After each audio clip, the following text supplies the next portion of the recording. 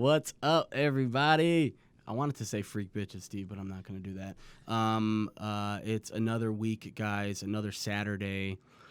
It's Mack and Black, everyone. As you can tell, I'm solo in the studio today, but, man, we got a lot to talk about, and I'm hoping Nick will be able to bless us with a phone call to talk some football and certainly a little bit of everything today. Obviously, we've got the kickoff game for the NFL this week.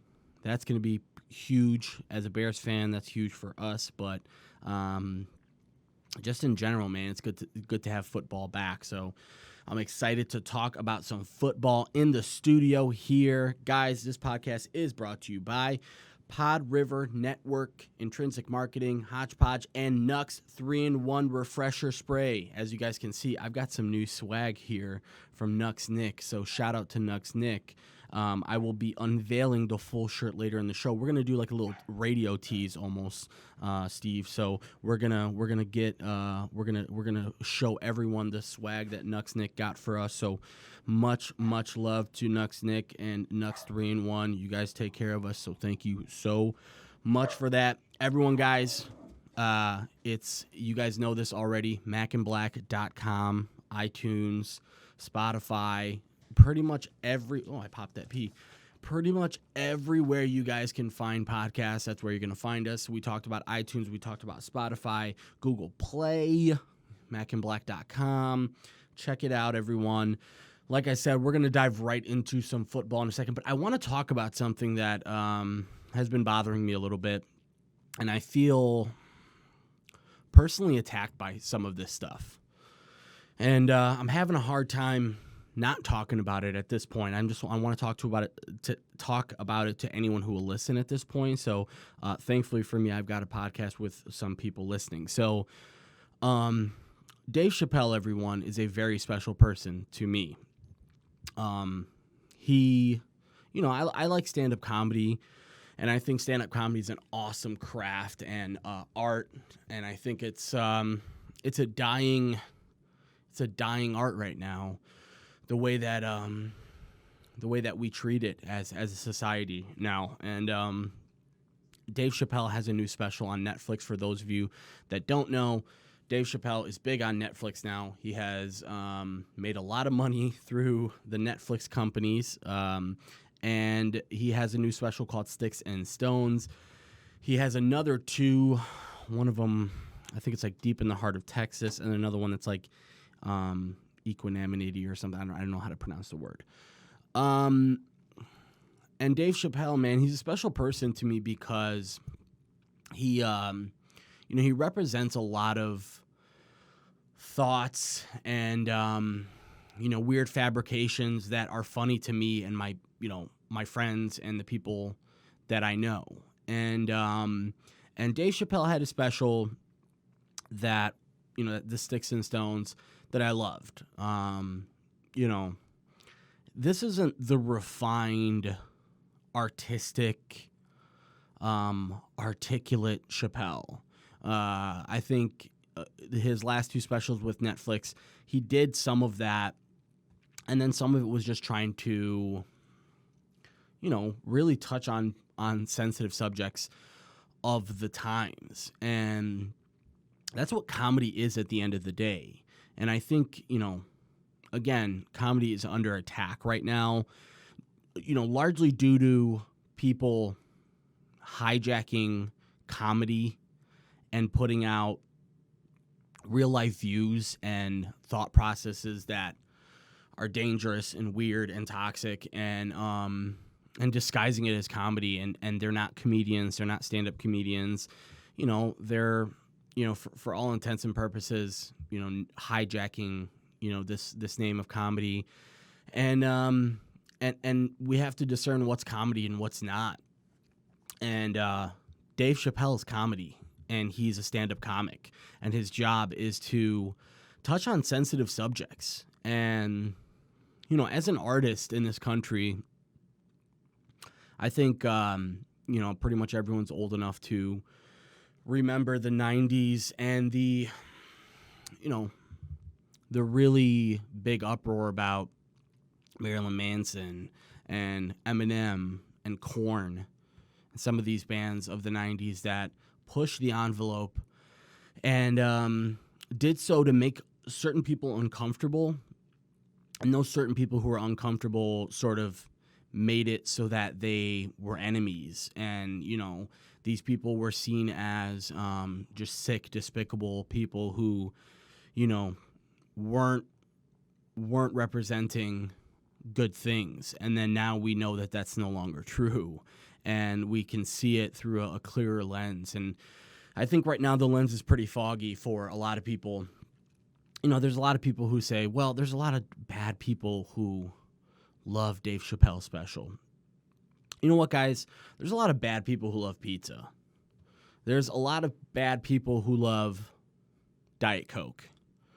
I don't think that we should judge something based on who likes it.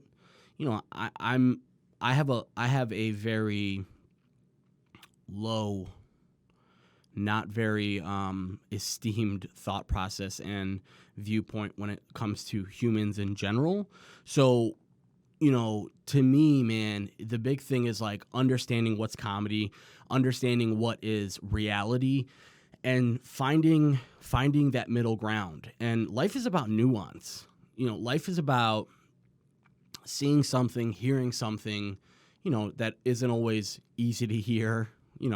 That's why there are, things that you laugh at in a comedy show that you don't necessarily think are real. Dave Chappelle has a really funny skit about cops sprinkling crack on dead bodies and basically walking away.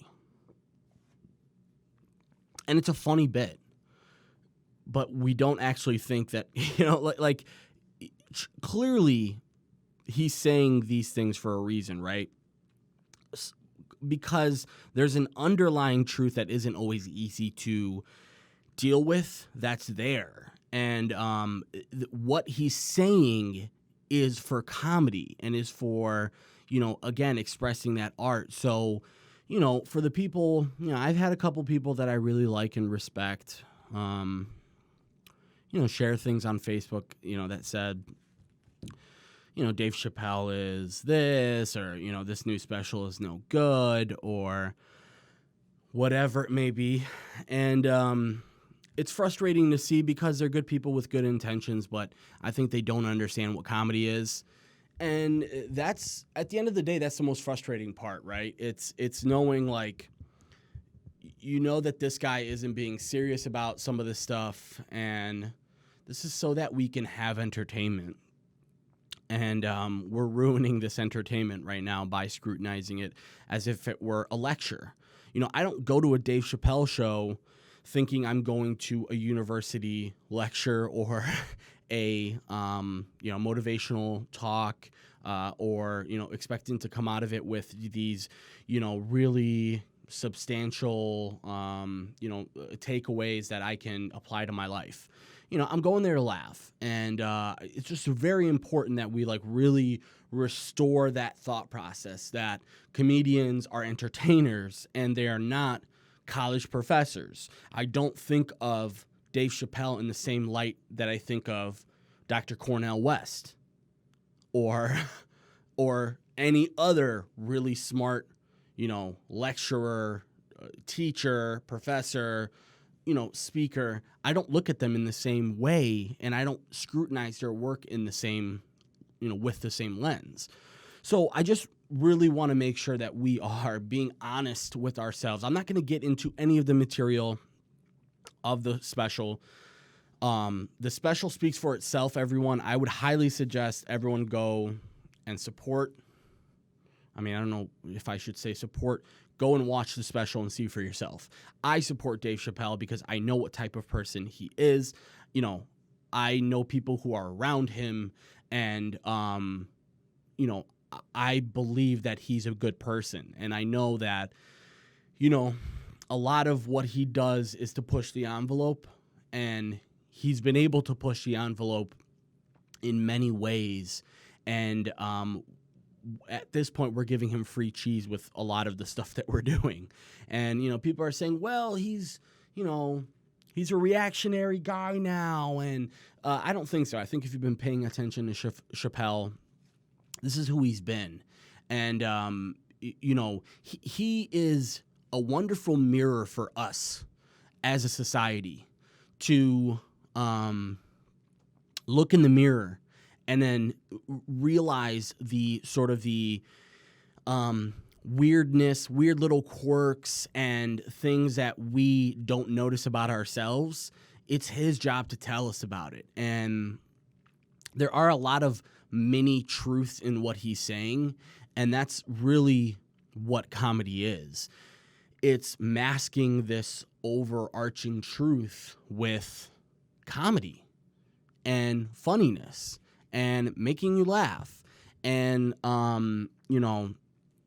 I'm a big believer in things, I like to say things to make people laugh. And I don't always, chances are I really don't mean what I'm saying when I'm trying to make you laugh. And I'm not a comedian, so I don't want to hijack that in the same way too. But I understand the role of a person with a mic in their hand whose sole purpose is to make hundreds, if not thousands of people laugh. And laugh at themselves. Laugh at people that you love. Laugh at people that you value. And make fun of. I'm a big proponent in making fun of people you love.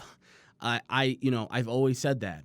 I think the best relationship that you can have is with someone that you can talk shit about sometimes. It's fun, and that's what I try and think of this whole Dave Chappelle thing as. So I don't want to spend too much time on it because it's a little bit of a bummer, and I don't want to sit here sounding like I'm, on a pedestal or anything like that, or even putting Dave on a pedestal. I don't necessarily believe that Dave is someone that needs defending. I think his record speaks for itself. I think who he is speaks for itself. I think him putting together a huge festival/party for the Dayton shooting victims the week before a lot of this hoopla came out shows a lot about who Dave Chappelle is. You didn't see a lot of that in the mainstream papers. Vice News and, some of these other sort of reactionary publications.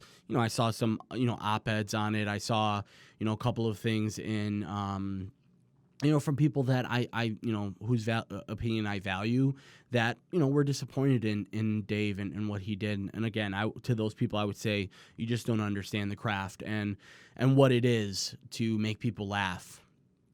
And that's it. That's really what it comes down to. So I will end it there. End rant. Guys, so last week it was my brother's wedding. Congratulations again to my brother-in-law and his wonderful wife now, Emily. They're on their honeymoon. Love you both. That was a wonderful wedding. And the Saturday before, I was doing the rehearsal and doing a whole bunch of stuff for them and with them. And I didn't have a chance to make it into the studio, but I did have a chance to speak with Nick while he was here in the studio, and we talked. We did a couple of previews, and it was fun. And then we both were like, holy crap, that was 3 hours, and all right, peace. And then we get off the podcast, and then my phone starts blowing up immediately. And it was news of the Andrew Luck retirement. So for those of you that don't know, Andrew Luck retired last week. He was 29 years of age, young guy, a guy that people suspected was going to be in the league for another 10 years. That's what it felt like. It felt like Andrew Luck was like a lifer. This guy's going to be here just lingering around forever. And, basically the guy came out and said, I'm in this cycle of getting hurt, rehabbing, and his quality of life was going down. And that's a really tough thing. Listen, I've said it a ton on the show. Football players, man, they know what they're signing up for. Football players, I played football, And, I know, I've played it at a level that I will never even pretend to understand what it's like for an NFL player or even a college player, even another professional league or whatever it may be. But you know what you're signing up for when you play football. Football is a violent sport that is going to hurt you. To think that there's anyone on that football field, there maybe even week one, but to think there's anyone out on a football field that isn't hurt is just completely ludicrous.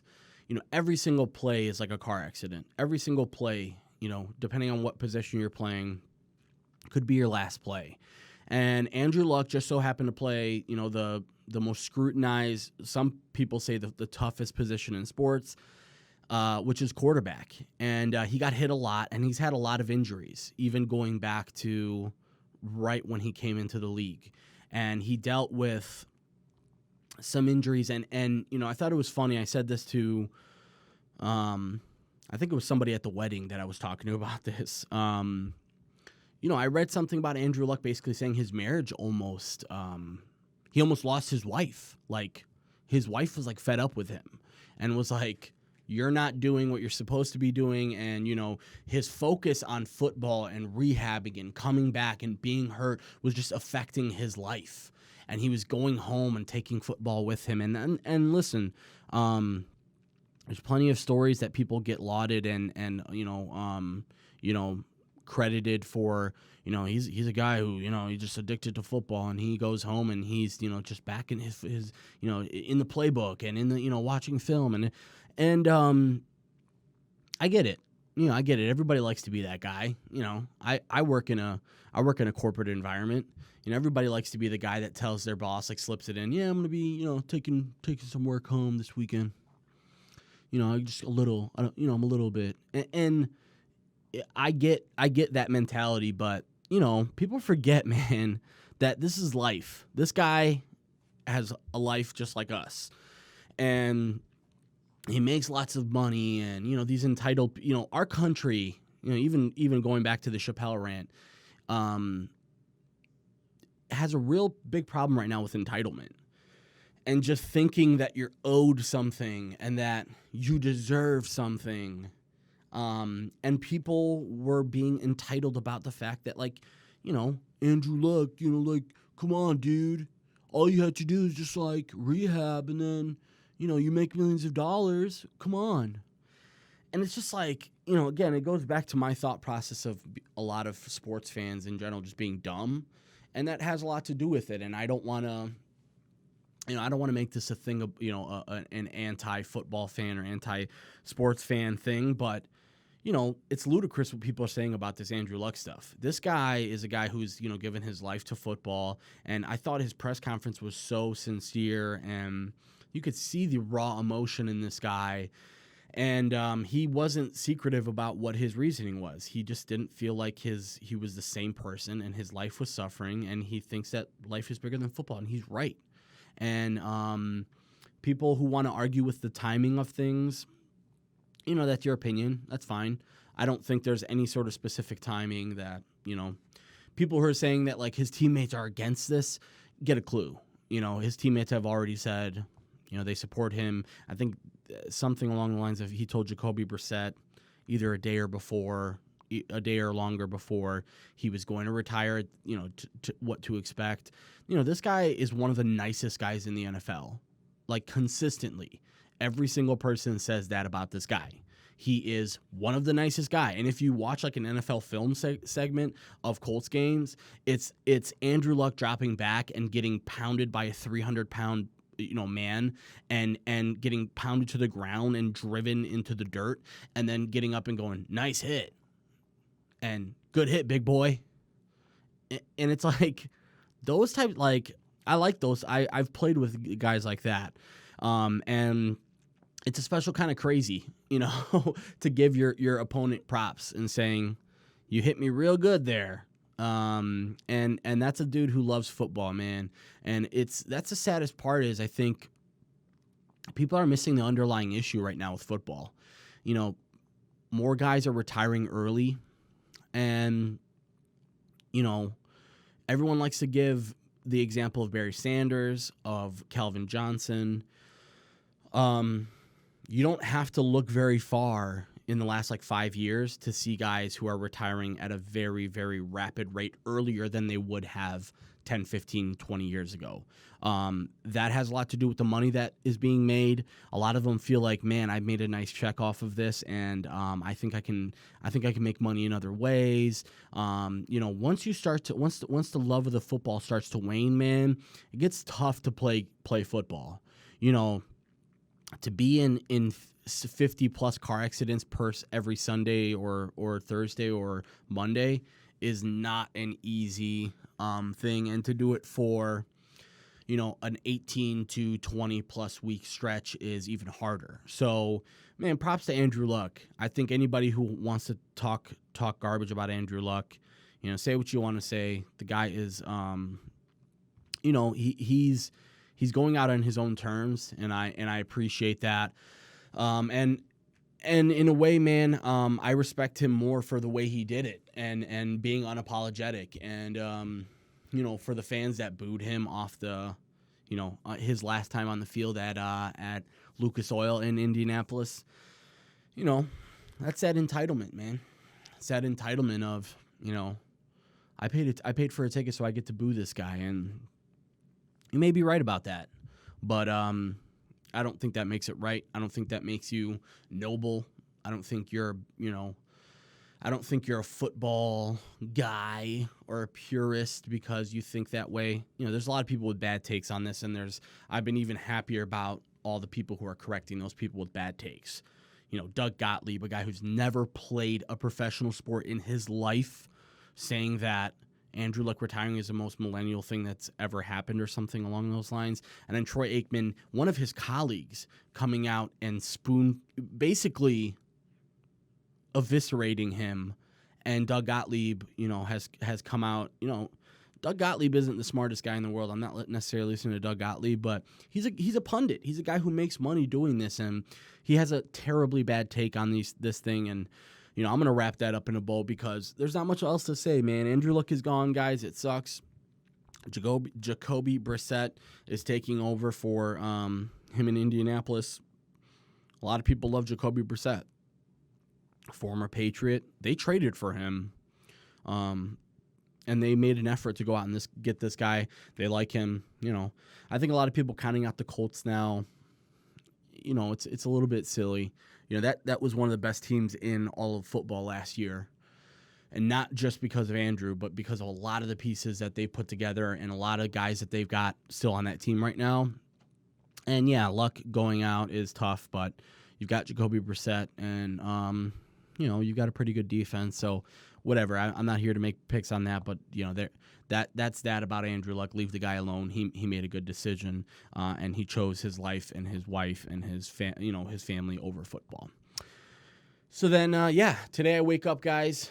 It felt good to have college football on the TV. It felt good to think about that this is the last Sunday for a very long time without NFL Red Zone and my Bears and just football. It's going to be really, really fun, and I'm very excited. And we had our first really big trade. It was the Jadeveon Clowney episode is over now in Houston. He got traded to the Seattle Seahawks this morning. What a trade for the Seahawks. They gave up 2 linebackers that were pretty expendable and a 3rd-round pick for Jadeveon Clowney. He's not a Khalil Mack type player, but that's a Khalil Mack type move. And I was very impressed with Seattle to they lost Frank Clark and they lost a lot of firepower on this defense the last few years, and then for them to go out and get Clowney is important. Now, Clowney, man, he's got to show he's an elite player this year. He's played with Watt his whole career, and he still has disappeared on a lot of plays. So it's not really a guarantee at this point that he's going to be an impact player, but he does have the talent for it, so we'll see. Apparently, he's going to sign an extension there. We'll see what the numbers look like. I'm at a loss for why they would,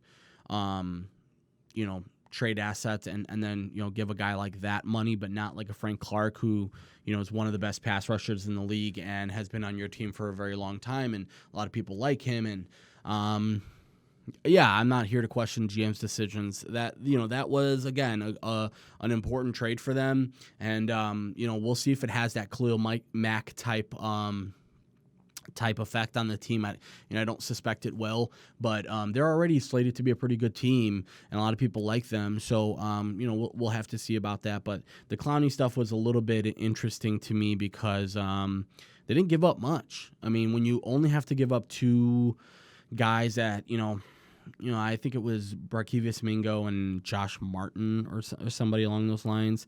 So, I don't necessarily see that, being a really tough ask, and you just give another third round pick and you get, the number one pick from 5 years ago. So maybe it was more.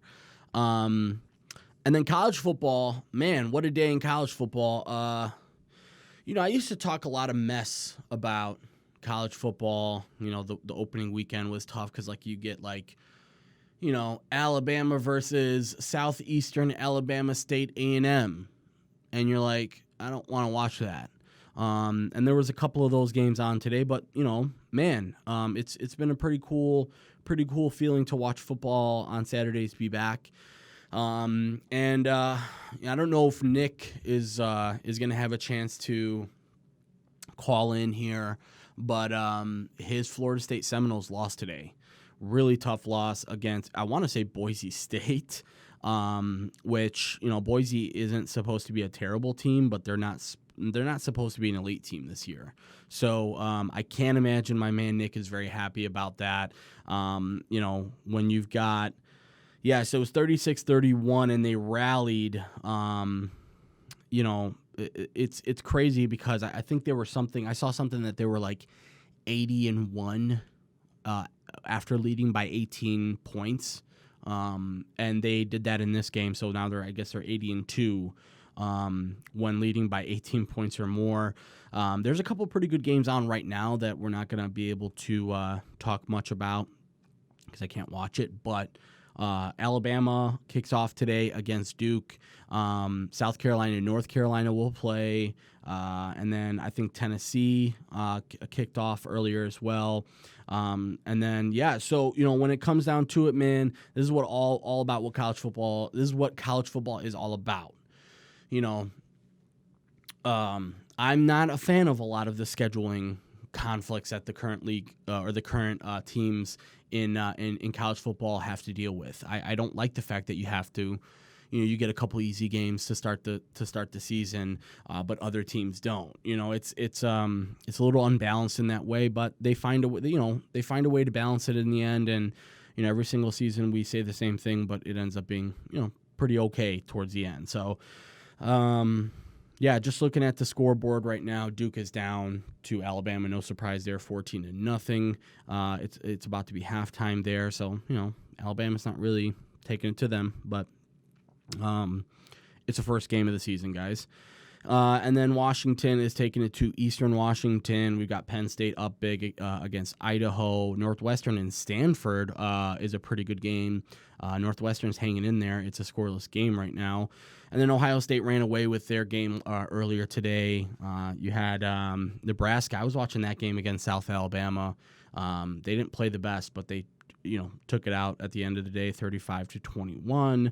You got some good games later. Oregon and Auburn is going to be a really good game. I'm hoping to make it home in time to watch. And then late in the night, we'll see Texas kick off. So that should be a pretty fun one.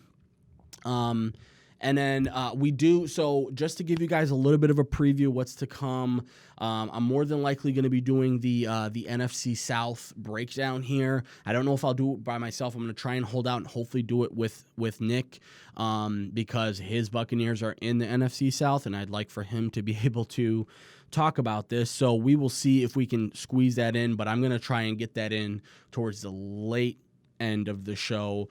Right now, and by the way, guys, it's mackandblack.com. You know the website. Check out the iTunes, check out the Spotify, check out the Google Play. We're on YouTube as well, guys. Check out the website. You will see updates there, and pretty much all of our past episodes and on all of our future episodes as well will be there. And, so I do want to talk a little bit about this UFC. And by the way, anytime we talk about UFC, you guys already know what the deal is. We're sponsored by Nux 3-in-1 Refresher Spray, and every UFC segment is sponsored by Nux 3-in-1 Refresher Spray, guys. So I promised you guys I would show you my swag, so I might as well show you my swag right now. I did convince Nux Nick to go ahead and splurge and get us some Nux merchandise. So here's one of the Nux shirts, guys. You can see there's the design. I love it. I'm going to definitely wear this next week. Again, props to Nux Nick for this. It's a nice material. I love it. I'm looking forward to using it and representing Nux Nation. I don't know if that is a thing, Steve, but I'm gonna make it a thing. We're gonna start saying Nux Nation. I like it. Yeah, and you also want to remember to join the community on Facebook. Yeah. You could always use this hashtag. It's on the shirt. It's hashtag no more sweaty balls. No balls. more sweaty balls, guys. Hashtag no more sweaty balls. And please, guys, do us a favor. Like Nux on Facebook. Again, guys, this is a really awesome product. I know a lot of you guys, I don't want to do the ad too early in the show, but yeah, we know you guys, have the same sort of needs when it comes to sweating and again we've talked about it. It's not easy navigating during the summer when you're all sweaty and nasty. So join the Nux 3-in-1 Refresher Spray Facebook page, and again, it's mynux.com, myknucks.com, and this UFC segment is sponsored by Nux Nation. Steve, I'm gonna make it a thing. We're gonna hashtag Nux Nation. So guys, UFC had a card at 2 a.m. last night. I'm not even joking. If you think I'm joking, check it out. They were in China. It was a pretty good late card, but I wasn't going to make it because it started at 5 a.m. And I just think that's ridiculous. I get that this is a global thing now. Trust me. I get the UFC is global. I get the UFC is not just an American thing anymore, but when the majority of your, fan base can't watch it, it seems a little counterproductive. And I'll get into, because this is a perfect example of a little bit of a misstep by the UFC, because again, the prelims started at 2 a.m., and then the main card started at like 3 a.m. So I'm telling you right now, man, this card, I get it. It was a fight night type card, but there's no excuse to have a card starting at 5 a.m. There's just no excuse for that. And especially let alone a one that was going to have a title fight as the main event. And it was Weili Zhang versus Jessica Andrade. And it ended in like 41 seconds. I missed it, but I watched the highlights. It ended in 41 seconds. And Weili Zhang, the first ever Chinese-born UFC champion, won in really dramatic fashion and is the new UFC women's strawweight champion. And first of all, it made me a little sad for Rose Namajunas. I'm a big Rose fan, and I just felt like, man, that Andrade fight where she got dropped on her head, that she was dominating that fight. What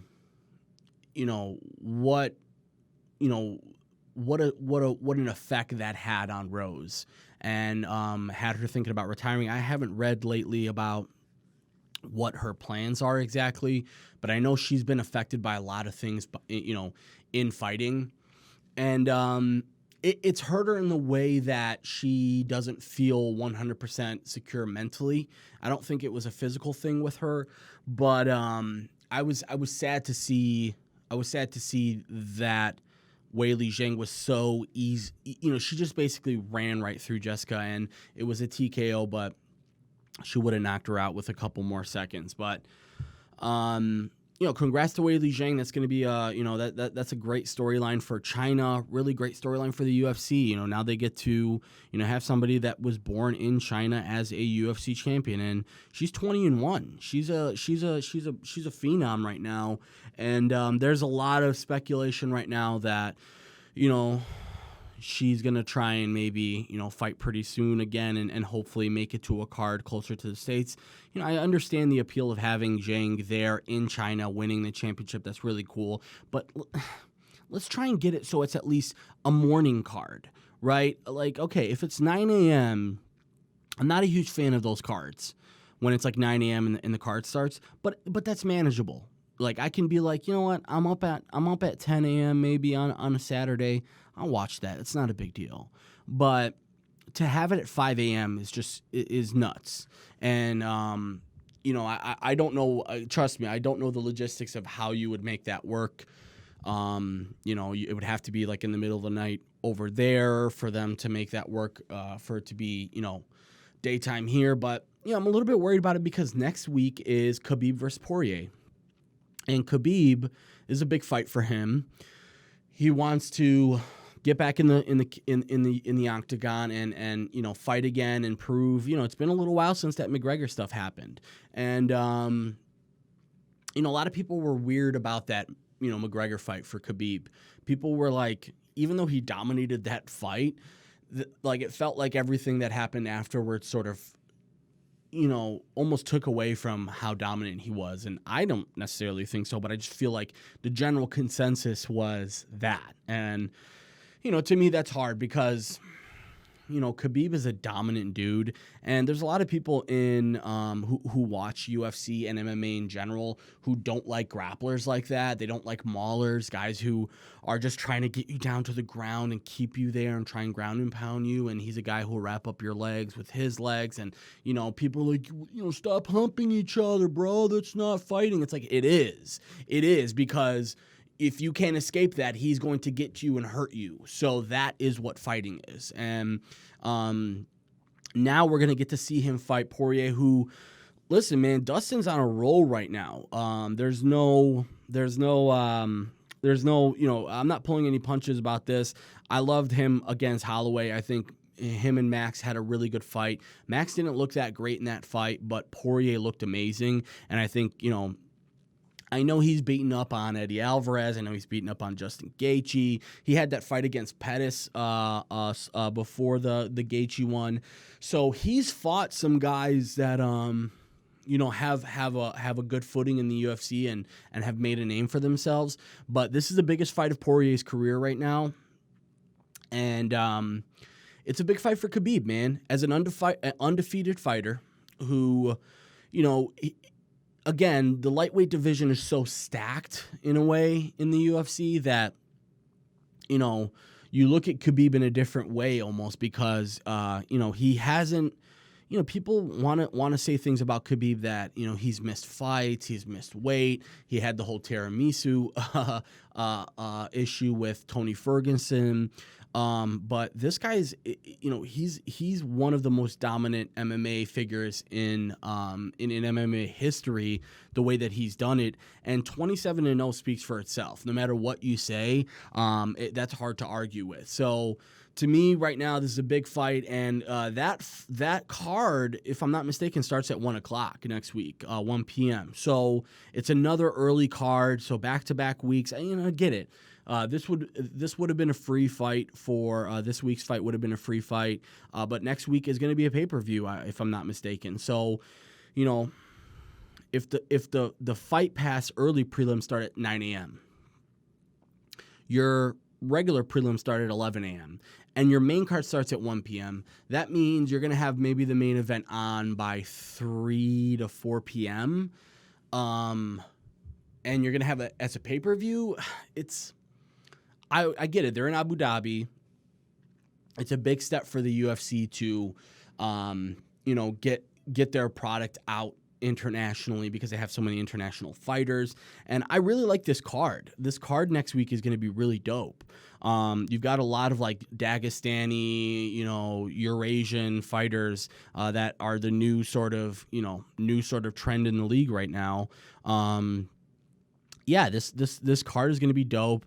One of my favorite fighters, Bilal Muhammad, he's a local Chicago product, a Palestinian fighter. He will be fighting on that undercard. The prelims are looking pretty nice too. But the main card is really nice. I mean, you've got Curtis Blades versus that guy Shamil Abdurakhimov. He's a heavyweight sensation, and he's hot in the league right now. So that would be a good fight. Islam Makhachev, who's a guy from Khabib's camp, who's fighting Davi Ramos on that card. And then Paul Felder and Edson Barbosa is a dope fight, and the co-main to the Khabib and Poirier main event. So we'll see what happens next week. I'm not a huge fan of that, that alignment. And again, I know that logistically it's hard to make that happen, but I still think there's a way that they could have swung that. So this week's fight is more egregious. To have a card start at 2 a.m. and the main card on at like 5 or 6 a.m. is crazy, man. It's crazy. You can't do that. You can't do that. I get next week, okay, 1 p.m. on a Saturday isn't so bad. But 5 a.m., it's a big no from me. I'm sorry about that. I did a Randy Jackson American Idol. It's a no from me, dog. But guys, while we're talking about UFC, because we're going to jump into some football after this. So as soon as we hear back from our guy Scoops, we may not be able to hear back from him, guys. So I'm not going to guarantee anything. But if we do hear back from him, he's working right now. But we will certainly get him on to talk some more football, because I want to break down the Bears-Packers, man. That's coming up this week, and then I'm going to break down. I'm going to break down some games for us, because it's a big week, and everybody is sort of, I know everyone that's my friends are really pumped about football right now.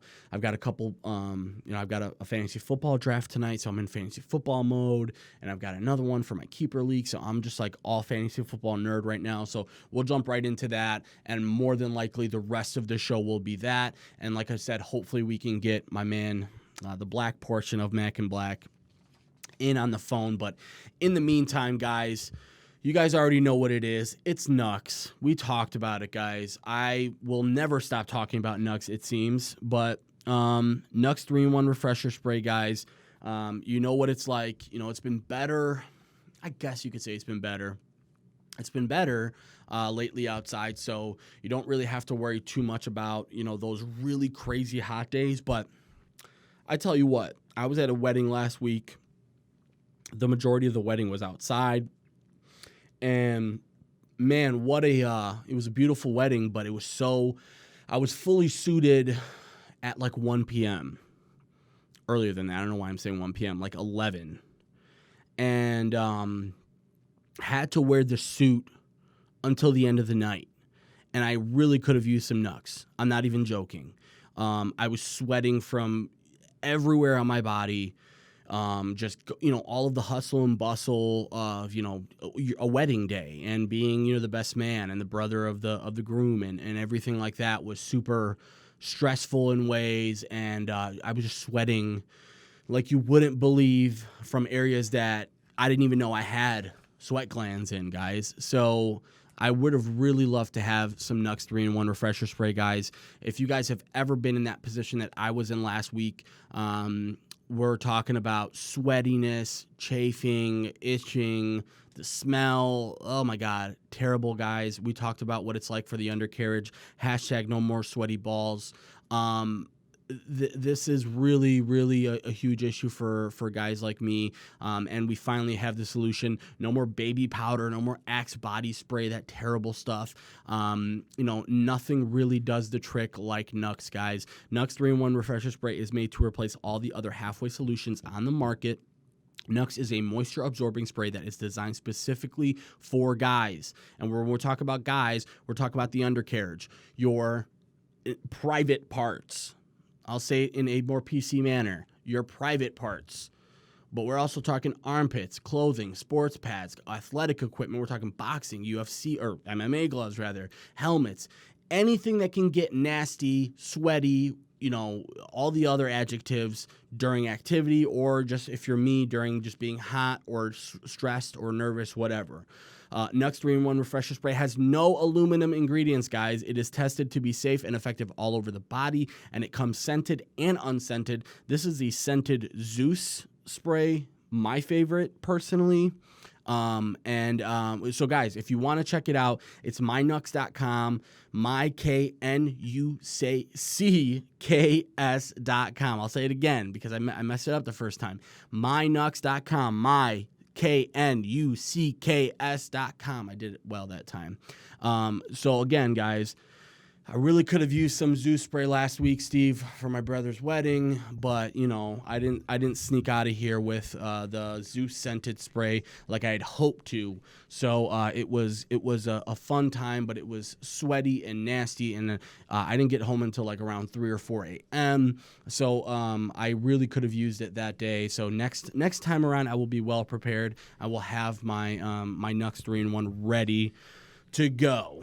Hey, I want to also say that when I was talking to Nick the other day, he was saying that it's really important. One of the main things that he wants people to do when they go to the website is to sign up for his pre-order form. So it's a pre-order form. You don't have to pay any money or anything. It's just a few questions about uses. Basically it's pretty self-explanatory. You go in there, and if you sign up, I believe I don't want to say anything crazy, but I'm pretty sure that when it does come time, you'll actually get one of these shirts with it as well. Oh, even better. And awesome, guys. Can you show that shirt off again? Yeah, I will definitely show it off again. So this is the fancy My Nux shirt. That is the front of the shirt with the logo there. And then you've got the back of the shirt, which I will put even closer so you can see it even better in that HD. Yeah. Again, guys, really cool stuff. Thank you so much to Nux Nick for this. And guys, what Steve is telling you to do, and that's on the website, right, Steve? Yeah, you go on the website and you'll see that pre-order form pop up. If you just go to the section where you see the spray, you'll see that he also has underwear as well, which is really, really cool. Dope. Underwear. So cool. There's a lot of things you could check out on there. And would it be awkward if I asked him to get me some underwear too? I think he might get us some samples of that too. So. Okay, awesome. Well then, listen, man. As long as Nux Nick is giving us swag, I will take whatever he will drape onto my body. I will take undercarriage stuff. Yeah. So guys, mynux.com, mynux.com. Check out that pre-order form, guys. These shirts are really cool. You definitely want to, who doesn't like free stuff? Just do me a favor, go to mynux.com right now, check it out, and please, guys, support our sponsors because they support us, and we really appreciate it. So I'm not going to get into the NFC South preview quite yet. So I'm going to hope and pray that my man Nick, his work will slow down a little bit, and we can maybe get him on towards the latter half of the show. But right now, guys, I'm going to talk a little bit of Bears-Packers. If you are a Bears fan, you guys know right now that this is a ginormous game for us. We saw what it was like last year, and the highs of the first half and even some of the third quarter, and then the lows of the fourth quarter, when you lose that game. And that game last year was sort of a lesson for the Bears. It was a coming out party in a way for the defense and Mack, but it was also a huge learning experience for the offense and even some of the defense, because the defense did get humbled towards the end of the game last week. Towards the end of the game last year, they were humbled by the plays that the Packers were making. And we saw the whole Randall Cobb thing and the Devontae Adams touchdown and just the way that the game slipped away from you when it was an easy win. And that was tough. As a Bears fan, as a guy who was all in on the Bears from day one last year, I really did genuinely think that team was going to be a good team. Now, did I think that team was going to be as good as they ended up being? Probably not, but I thought they were going to be really good. And when they lost that game, it was tough. But then, obviously the rest is history. The rest of the season went, relatively well. We did lose some games that we probably shouldn't have lost and, maybe gave away a couple of games. But this year is different, man. The target's on our back. I talked about it last week during the NFC North preview. The target is seriously on our back right now. Teams are gunning for us, and it's a real big issue right now that we're going to have to deal with. So I'm excited for the game this Thursday, but I'm also very nervous because you want to take care of business at home, especially. So, yeah, and guys, I did just hear back that the black portion of Mack and Black will be joining us very soon. So we're gonna, excuse me, I shouldn't drink soda during the show. I'm sorry, guys. I was totally gonna say I should have got you some water, man. Yeah, no, I have water here, but I'm like, I got some Hanson soda. I tried to be fancy hipster today, but that didn't work. So let me get some water in me. Perfect. I'm actually gonna get Black on the horn right now. So give me a second, and I'll let you know when he's on. Awesome. And yeah, we're gonna do the NFC South preview with Nick while we have him, guys. And I want to make sure to try and get some of his opinions on the Clowney trade and the Andrew Luck retirement as well. And then we'll jump right into the NFC South because that is the last team or last division rather that we haven't done. We've done, if you guys missed it, please go back to the last 4 or 5 shows and rewatch the whole thing, please. But during those shows, we go through basically every single division in the whole league and give you a breakdown. So here we go, moment of truth.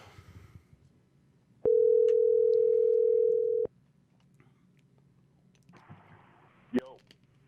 What's good? What up? You snuck back there, huh? Man, Joe. Yeah, I had to try to sneak back here and try and get a few minutes. I appreciate you, brother. Hey, man, while we got you, I want to try and get everything in. So we're going to definitely do the NFC South preview as much as you can do. And then I do want to get your opinions right now because I've already given my opinions. But, man, last week was so weird, Nick. We get off the phone. Or I get off the phone and you get out of the studio, and next thing you know, Andrew Luck retires. Yeah, man. Hey, look, that was kind of crazy, because as a matter of fact, I was actually first off, to Steve, make sure if you put my last name up on the screen, you give me my extra L. I had to tell him about Chappelle's extra L, so yeah. Oh, no. All right. Yeah, I got I need that extra L in my last name. Get him the extra L, please. You'll get an extra L, man. Thank you so much. And so I was talking to Steve and Rachel, and I just happened to grab my phone, and then that's when it made the speech that or the retirement that Andrew Luck said that he was gone. Yeah. But my thing was when I heard his reasoning for it, yeah. I guess I really don't blame him. I think Andrew Luck, in my opinion, kind of went down the Jason Witten role. Because look, Jason Witten was being killed with injuries. He was always hurt. He decides to take the year off, do the Monday Night Football thing, and then he was like, you know what, my body's healthy. I think I got 2 more years left, and that's what he does. I think Andrew Luck's going to do the same thing. I don't think Andrew Luck is done. I just think Andrew Luck just needs a couple of years to kind of get his body super healthy. And I think he ends up coming back at some point. So, I mean, the timing of it is I guess, is why a lot of people might be upset. Yeah. But, I mean, it is what it is. Like, first off, I think that calf injury is a little bit more serious than what was let on because, he got hurt before the preseason even started. Yeah. And then the next thing you know, it was like, okay, maybe he'll be back by the dress rehearsal game 3. He wasn't back by the dress rehearsal game 3. So then, bam, the next thing you know, he retires from the game. So I think that calf injury might have been worse than what was originally led on. Which, again, you know, it is what it is when it comes to that. And, you know, it's unfortunate, but I don't think that the Colts, because Jacoby Brissett is an experienced backup, right, and he's been with this team for a while, right. I mean, I don't think that the Colts are going to be from what I thought were going to be Super Bowl contenders to just a top 5 pick. Yeah. But it definitely does kind of hurt because Andrew Luck is just that damn good. But I mean, I think Jacoby Brissett will do a good job backing him up, or now being the starter. Yeah. I mean, that's a nice consolation prize for the Colts fans. You know, Jacoby Brissett's been there for a little while, and the team went out of their way to go trade for him a couple years ago. And I think you hit it on the head. I think when you heard his reasoning, only a hater could listen to that press conference and listen to his reasoning and then come back and say, yeah, he's just another entitled, Doug. I talked about Doug Gottlieb talking about, Andrew Luck retiring is the most millennial thing ever. And it's like, just shut up, dude. Just shut up. But you know what though? Guys who make comments like that are the ones that had Andrew Luck invested in some fantasy way. Yeah. You know what I'm saying? Yeah. That's not like him retiring is not millennial. A guy that does not want to continuously keep getting hurt. Right. And doing the same cycle every single year. Yeah. It's not millennial. No. I don't understand why people. My one of my biggest issues that I have with certain fans when it comes to sports is that we always want to throw in how much somebody makes. Right. Exactly. Like, he made $29 million. He makes like $25 million. He should go out there and play no matter. And it's like, wait a minute, dude. Yeah. Like, okay, I understand. Yeah, he might make billions more than what we do, but at the same time, a man's body has to be his investment. Mm-hmm. Nobody knows a person's body than the person that's in it. Yeah. So if Andrew Luck, it's like, damn. So 1 year, I got this shoulder injury. Then the next year, I got a neck and shoulder injury that keeps me out for the entire year. Just because he makes millions of dollars doesn't mean that he's entitled to have to go out there and break his body. And that's for the sake of us cheering. That's how stupid some people are, Nick, because they mention that whole he makes millions of dollars things as if that's a support for their argument. It's actually the opposite. This guy walked away from millions of dollars. He's, him making millions of dollars is even more of a reason for him to just go through the motions and rehab and come back and not be the same player and and just collect a paycheck. He did the opposite. This is a guy who respects and loves the game and the Colts and Jim Irsay and all the people who gave him an opportunity enough to say, hey, I'm hanging him up. I don't want to affect my life. I love my wife. I talked about it earlier in the show, Nick. I read something even before the retirement that basically said his previous injury almost ruined his marriage. And, going home every single day and taking that angst of rehabbing and coming back and the pressures of being an NFL quarterback, it was affecting his life. And I don't think that's fair. So, I think he made the right decision. I think he did too. At some point, Andrew Luck had to think about himself and his family, which in most people's eyes, is really what's supposed to come first. Right. And think about it, man. This man walked away from millions of dollars so that he could be healthy and actually be there for his kid's life. Right. We're seeing all the side effects and stuff that's going on with the whole CTE stuff. And it's just like, if you know that this man is out here, and his body is shutting down and he's taking massive hits, I know the hits kind of went down last year because the offensive line now is so much better than it has been in the past. Yeah. But this man injured his calf on a non-contact injury. Yeah, that's always bad news. You know what I'm saying? So his body was just breaking down, and it happened. And here's another thing too, because I was getting into it with a Lions fan when they're like, Barry Sanders is in the same boat. No, Barry Sanders was a quitter. There's a difference between retiring from the NFL because your body is breaking down.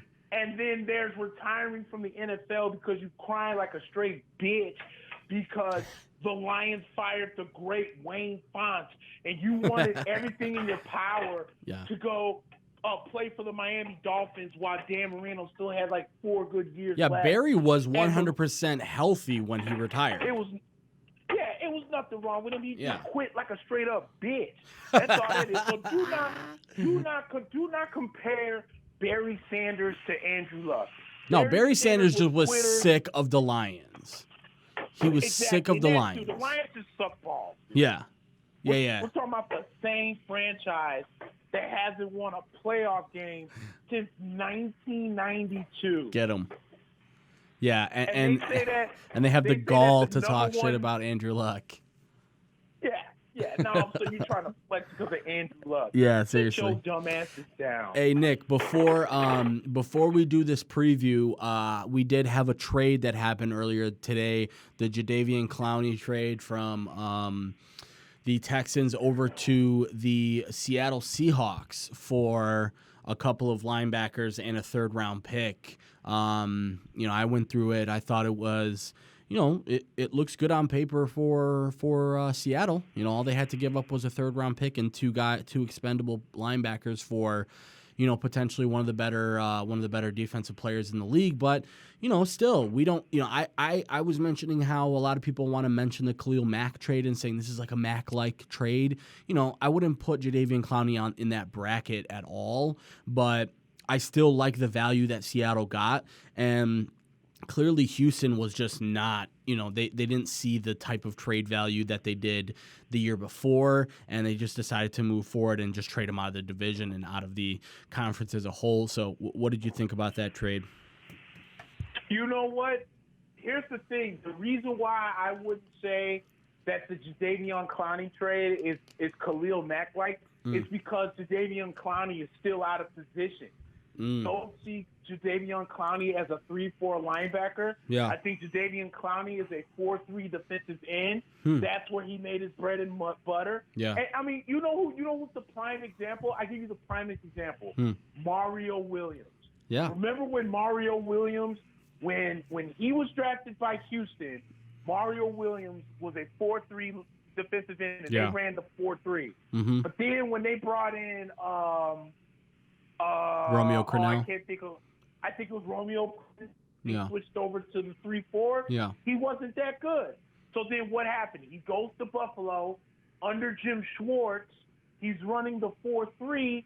He had 15 sacks that year. Yeah. And then they brought in Rex Ryan, and he wasn't that good because Mario Williams was never a 3-4 linebacker. Right. That's how I feel about Jadeveon Clowney. Jadeveon Clowney is a monster. This dude was really good in South Carolina. Yeah. He was warranted to be the number 1 overall pick, but not as a 3-4 linebacker. So now you're going to trade a guy that's really a 4-3 defensive end to go to Seattle in the same 3-4 system. I just don't see it. So, the freakishness is there. The athleticism is there. Yeah. But I just don't see the same impact you would have gotten if this guy went to like a 4-3 system. Yeah. I will say this though, Nick, like Frank Clark, who is who's now in Kansas City, but he was the big pass rusher for Seattle. I think, from what I understand, they envision him with his hand down, which is exactly what you're talking about. Now, Seattle does run a 4-3, but they're changing to more of a 3-4 base. So they're going to have more than likely 3 guys up front, but they do like to play a lot of linebackers. So I agree with you on that. He's definitely not a 3-4 outside linebacker for sure, but I will say this. If Seattle does put him in the same position that Frank Clark was in, I really like that trade for them because Frank Clark was a hand-down, 3-point stance guy coming off the edge, and I thought he did a really good job there. And obviously they dismantled that whole front four with Michael Bennett leaving, and they have good defensive tackles right now. So I'm in the same boat right now. I think it's a good trade either way because the value that you had to give up was not that huge. A 3rd-round pick and 2 guys that probably one of them wasn't going to make your team, I don't think, and the other one is just, Barkevious Mingo and I think Josh Martin are the 2 guys. So, yeah, hopefully we'll see, we'll see because apparently Clowney is ready to go. Like, he's going to sign the extension and everything along those lines. So I guess we'll have to see about that. Nick, do you want to jump right in here and start our NFC South preview? Let's do it. I'm going to have to get your opinion on this because we always start with the team that we think is going to go get into the last place in this division. I'm going to give you my opinion, and then, obviously you give me yours. I right now think that this might be the year we see the Carolina Panthers take a giant step down. But who are you thinking right now? Who do you want to start with? We can start with Carolina. I'm down with that. Okay, because I'll give you just an outsider's view on this division right now. I see Carolina, Atlanta, and Tampa Bay in the same bracket right now. I think that they are all neck and neck right now. And I think Atlanta took a step back last year because of injuries, a lot of people want to say. But, we'll talk about them. I do have a lot of skepticism about their offense. I know they score a lot of points, but I have a lot of skepticism about how they run that team. And I do have my skepticism about Tampa Bay as well because of, just being a brand new sort of system and everything like that. But I see them in the same bracket as Carolina. Carolina right now has a chance to take a step up. And right now we're going to have to see because Cam Newton is injured right now. They are expecting him to be back. So from what I understand, you're not going to miss. I don't think he's going to miss any games as of right now, Nick. But you're going to talk about an offense now that's going to be really, really, really reliant on Christian McCaffrey this year. You've got DJ Moore. They've got some really, really nice pieces overall. Like, I like DJ Moore and I like Samuel, the other receiver for them. I'm a Greg Olsen fan, but he's like 55 years old at this point. Christian McCaffrey, dude, is this the season that we see McCaffrey take on a little bit too many touches? Because the last 2 years, he has taken on a ton of touches for that team, and really all we've seen is them run into a little bit of an issue with that because teams are expecting that nowadays, and then not even to mention their defense, which I don't think got any better over the offseason. So right now, I envision them as a team that might be sliding really, really heavily down. Hold on, give me 1 sec. Yeah, you know what? I agree. Here's the thing about, for me, before I go into Carolina, I think the NFC South is a total crapshoot. Yep. Because I think New Orleans needs to be put, in that same category as you put the other 3 teams. Mm-hmm. I'm not necessarily high on New Orleans this year either. Just for the simple fact of, I think New Orleans is going to be on that NFC title hangover. And the thing that makes the New Orleans Saints go, obviously, is number 9. Mm-hmm. But the thing about Drew Brees is Drew Brees is kind of in the same boat as like Tom Brady, where they're still kind of effective, but they're not as dominant as they used to be. Yeah, and so that's why I kind of think a 1 year older Drew Brees, New Orleans, going to step back.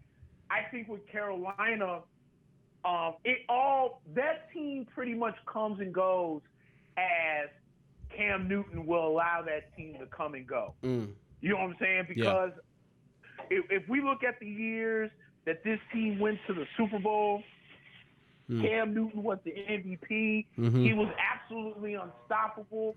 But at the same same time,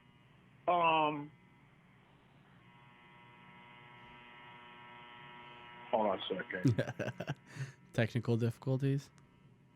Yeah, dude, I forget to mute my phone. You're good, bro. I don't know if you can hear the Florida State chant in the background. Oh my God, it still won't go down. There we go. All right.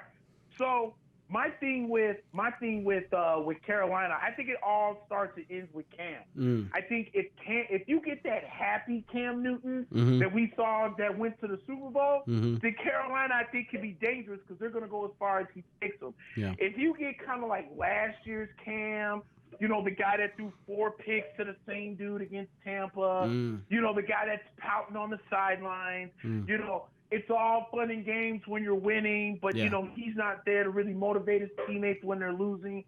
That Cam, I think we're going to get again this year.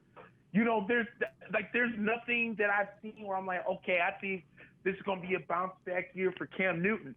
And I agree with you with Christian McCaffrey because you're right. You know, with him being the superior dual back that he has been, I think they're going to have to watch his touches.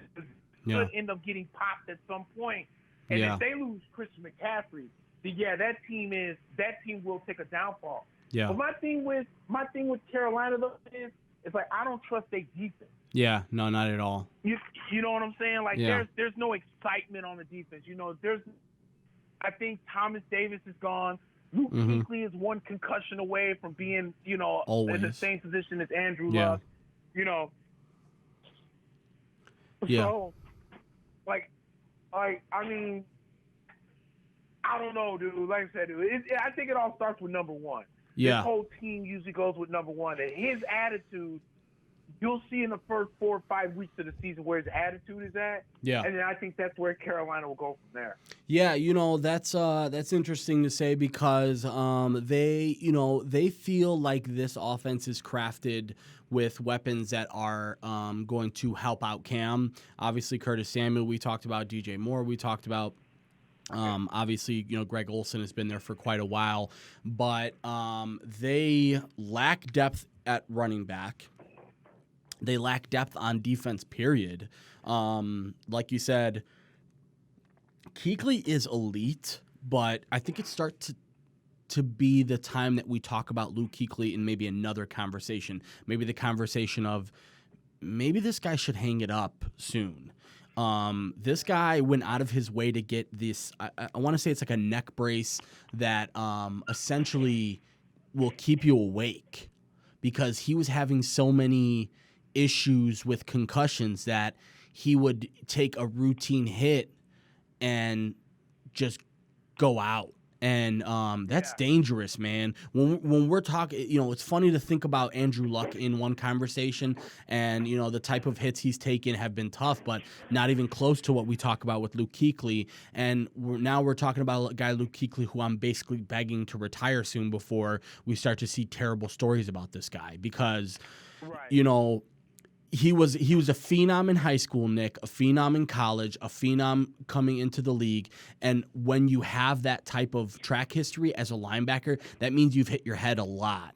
And and you know it might be one of those times where you know this year, man, is a make or break for this guy. If he has another one of those long-term injuries, we might be talking about one of the best NFL linebackers, you know, right now. And even athletically, people put him up there in the ever conversation as one of the best middle linebackers ever. So let me give you the schedule here, Nick, so we can start to decide whether or not Carolina is going to be worth anything this year. So they start off opening Sunday at home versus the Rams. They have another home game the week after against your Buccaneers, and then 2 straight home games, one at Arizona and at Houston. Then they're back home against the Jags in week 5. Then another 2 straight road games.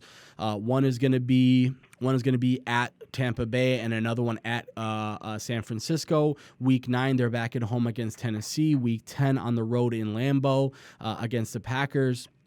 Week 11 is at home versus Atlanta, then a road game. Week 12 at New Orleans, and then back at home versus Washington week 13.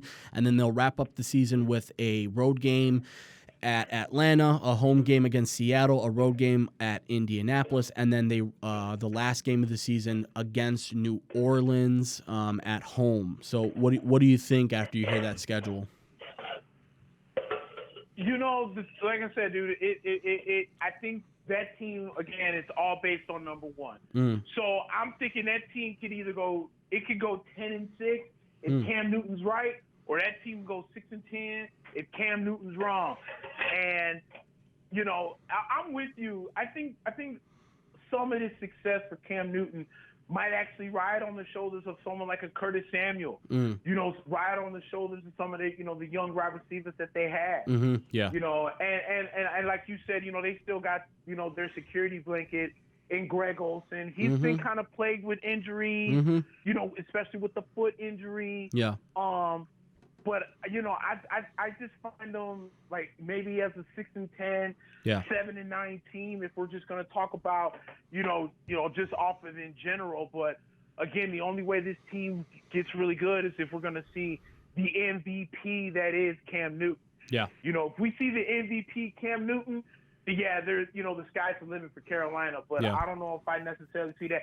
And let's not forget they also added what's his name from Tampa too. Oh yeah, McCoy. Gerald McCoy is on that team too, which I have such big beef with that. Like, dude, I've never understood. I guess it's a business and everything, and it's a way to stick it to the buck. Right. But that's why I was always such a huge fan of Mariano Rivera, because when there was talks about Mo maybe not returning to the Yankees, he said, and I quote, that I would sign with Boston. And nowadays you don't really have that loyalty to the rivalry. Yeah. And when you know that the Bucks and Carolina for so many years have been rivals, especially the days when Julius Peppers first came into the league, and they had those defensive battles, like which defense is better. Yeah. And you go and sign with the enemy, dude, piss off. That's how I feel with that. Yeah. And listen, McCoy felt like he was like disrespected in a way by Tampa, but he has to understand it's a business. And man, he didn't have that great of a season last year. McCoy did. So, and he could hardly stay on the field the last couple of years in some respect too. So I wasn't surprised to see he went to Carolina, because that just seems to be the thing to do nowadays, Nick. You like to stick it to your old team. I'll go to the guy that I can basically play them twice. So we'll see. But yeah, dude, I said at the beginning when we started this segment, I think the Carolina is a candidate for one of those teams, Nick, that goes from, oh my God, they may be a contender, to we're talking week 17. This might be a team that needs a really massive rebuild after the season, because you've got a lot of older guys on that defense. We talked about Kuechly. McCoy is up there. People, don't forget about McCoy being up there. They have a lot of defensive guys that are older right now. They haven't drafted as well as I think they would like to have drafted in the last couple of years. And really, if Cam comes out this year and has another injury-riddled season, Nick, we may be talking a different mindset for Carolina going into the offseason. Maybe one where they're thinking about drafting a quarterback next year, because... And I couldn't agree more. Yeah. Just for the simple fact that this draft class coming out is going to be really good. Yeah. No doubt. And I like that you said 6-10, 7-9, because I really see them in that range right now. I think Christian McCaffrey's, I have a fantasy draft tonight. I'm sure he's going to be well valued. It's an auction draft, but even in just redraft leagues or snake draft leagues, this guy's going to go 1 or 2 in your league no matter what.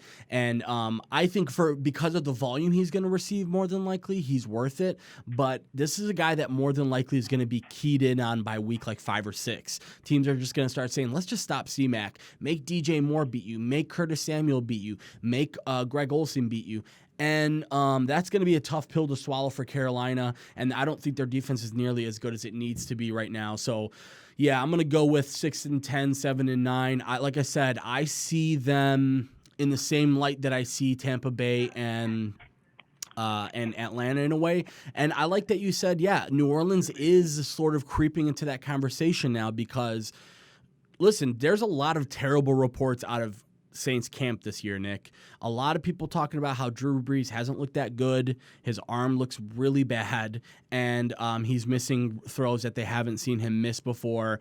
And this is a team that's gonna really, really be focused heavily on the offensive side of the ball because they've improved on defense, and they may be I may be overlooking them as a candidate in the same way, but we'll talk about them a little later. I want to talk about Atlanta next because I think Atlanta's an interesting team right now.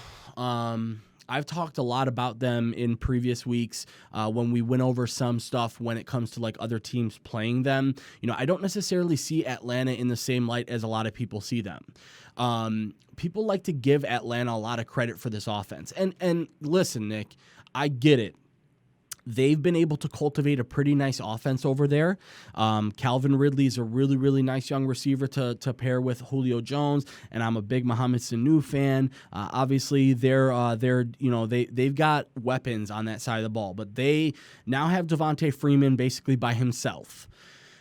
He had an injury-riddled season last year, and Matt Ryan, I hate to say it, it might be time for us to start to talk about Matt Ryan in the conversation. Is he in the twilight, era of his career right now? This is a guy right now who has, first of all, been in the league for a long time. I do remember the hype, coming out of BC, and a lot of people said, this guy was gonna be one of the best quarterbacks in the league, and he's gone to a Super Bowl and he's done some pretty nice things with them, but they may be thinking about moving on from him after the season if they don't see another Super Bowl caliber type team come out of it, because defensively they don't look too bad. They've got young pieces, and like I said last year, they lost like 5 or 6 of their best defensive players in the first 5 weeks last year. So I get it. They were really injured, but I don't see this. Here's my big thing, Nick. The offense right now sort of rests on its laurels as a passing heavy team. And teams are going to key in on that this year because you don't have a second running back to Devontae Freeman. So if Freeman gets hurt, you're in real big trouble this year. You're going to be back to Ito Smith. And that is a tough pill to swallow because Tevin Coleman is in San Francisco now. Not to say Tevin Coleman's Walter Payton or anything like that, but they made a really nice pairing back there, both of them. And last year, when Freeman went down, this team went down and this offense went down. And it's going to be really tough to see them try and corral this from week 1 this year. I see them being in the same category as Carolina. This may be another team that we're looking at towards the end of the season that may be saying, okay, what are our options moving forward? Because we've got a really old quarterback right now. Julio Jones just got an extension and is going to be, there for a long time, but they're going to be reevaluating things if they don't, play well this season. And I see them in the same sort of 6-10, 7-9 bracket right now that I see Carolina in. Yeah, I'm with you on that. That's the one thing. If you look at, all 4 teams of the South have been into the Super Bowl at one point. Yeah. Since the South was formed back in 2002. Mm-hmm. And of all those teams, the one thing that they all had in common was how good the run game was. Mm-hmm. The Bucks in 2002 had, Michael Pittman was really good, and they had Mike Allstott. Yeah. The Saints had Mark Ingram, and I think Deuce McAllister was on that team. Mm-hmm. The Carolina Panthers had Deshaun Foster, and I can't think of the person that was behind them. And then they had that 3-headed monster when it was Stephen Davis. Williams. Yeah. And D'Angelo Williams, Jonathan Stewart. Yeah. There you go, Jonathan Stewart and D'Angelo Williams, right. And then you look at the Atlanta Falcons, and they had Devontae Freeman, and they had Tevin Coleman. Mm-hmm. And they really just came out of nowhere the year that Atlanta went to the Super Bowl. Yeah. And to your point, the reason why I'm bringing this up is it goes to what you're saying. Now that you have Devontae Freeman that's injury prone, you don't have Tevin Coleman anymore. Ito Smith is okay. He's a speed guy, but he's not breaking any tackles. No.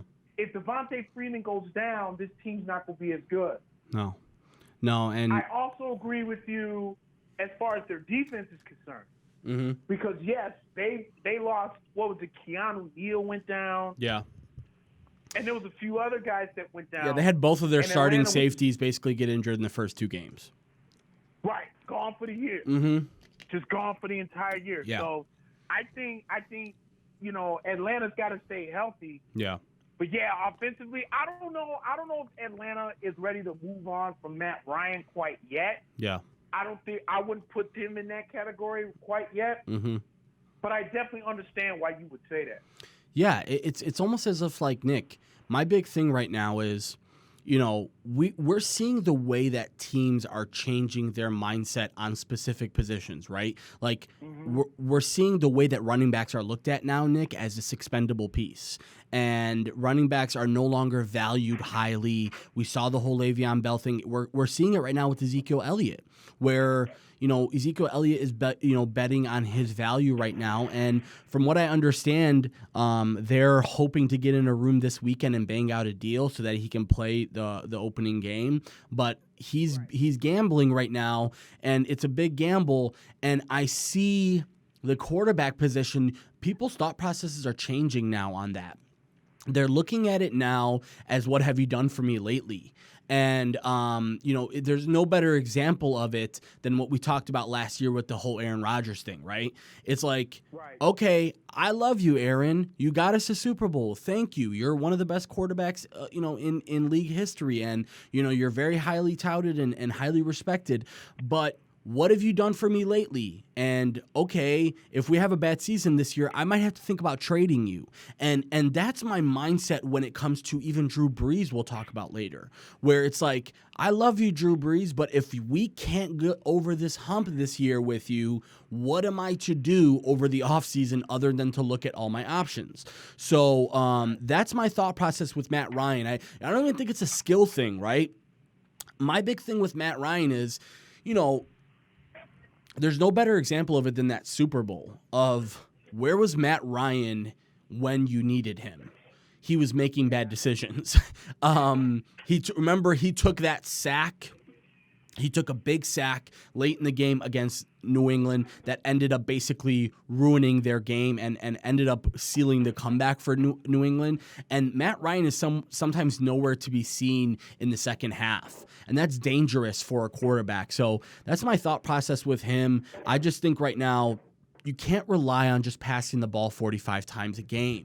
You can't. Last year they thought that they could get by with that because even Tevin Coleman, to a certain respect, he's not a full-time back. You don't want this guy taking a lot of carries. You'd actually prefer him just being your third down back and having him catch some balls out of the backfield, do some run block or some pass blocking if you need him to occasionally, but you're not really handing the ball off a ton to him. You don't want to do that. So now you're losing that guy. They think Ito Smith can replace him, but what happens when you lose Devontae Freeman? What happens if Julio goes down? Now you're looking at a team with basically Mohamed Sanu and Calvin Ridley and a team that's going to want to pass the ball a lot. So, they may be in a predicament if that defense, because their defense is pretty good when healthy, Nick, but that if and when healthy is a really big thing. So let's go through their schedule really quick.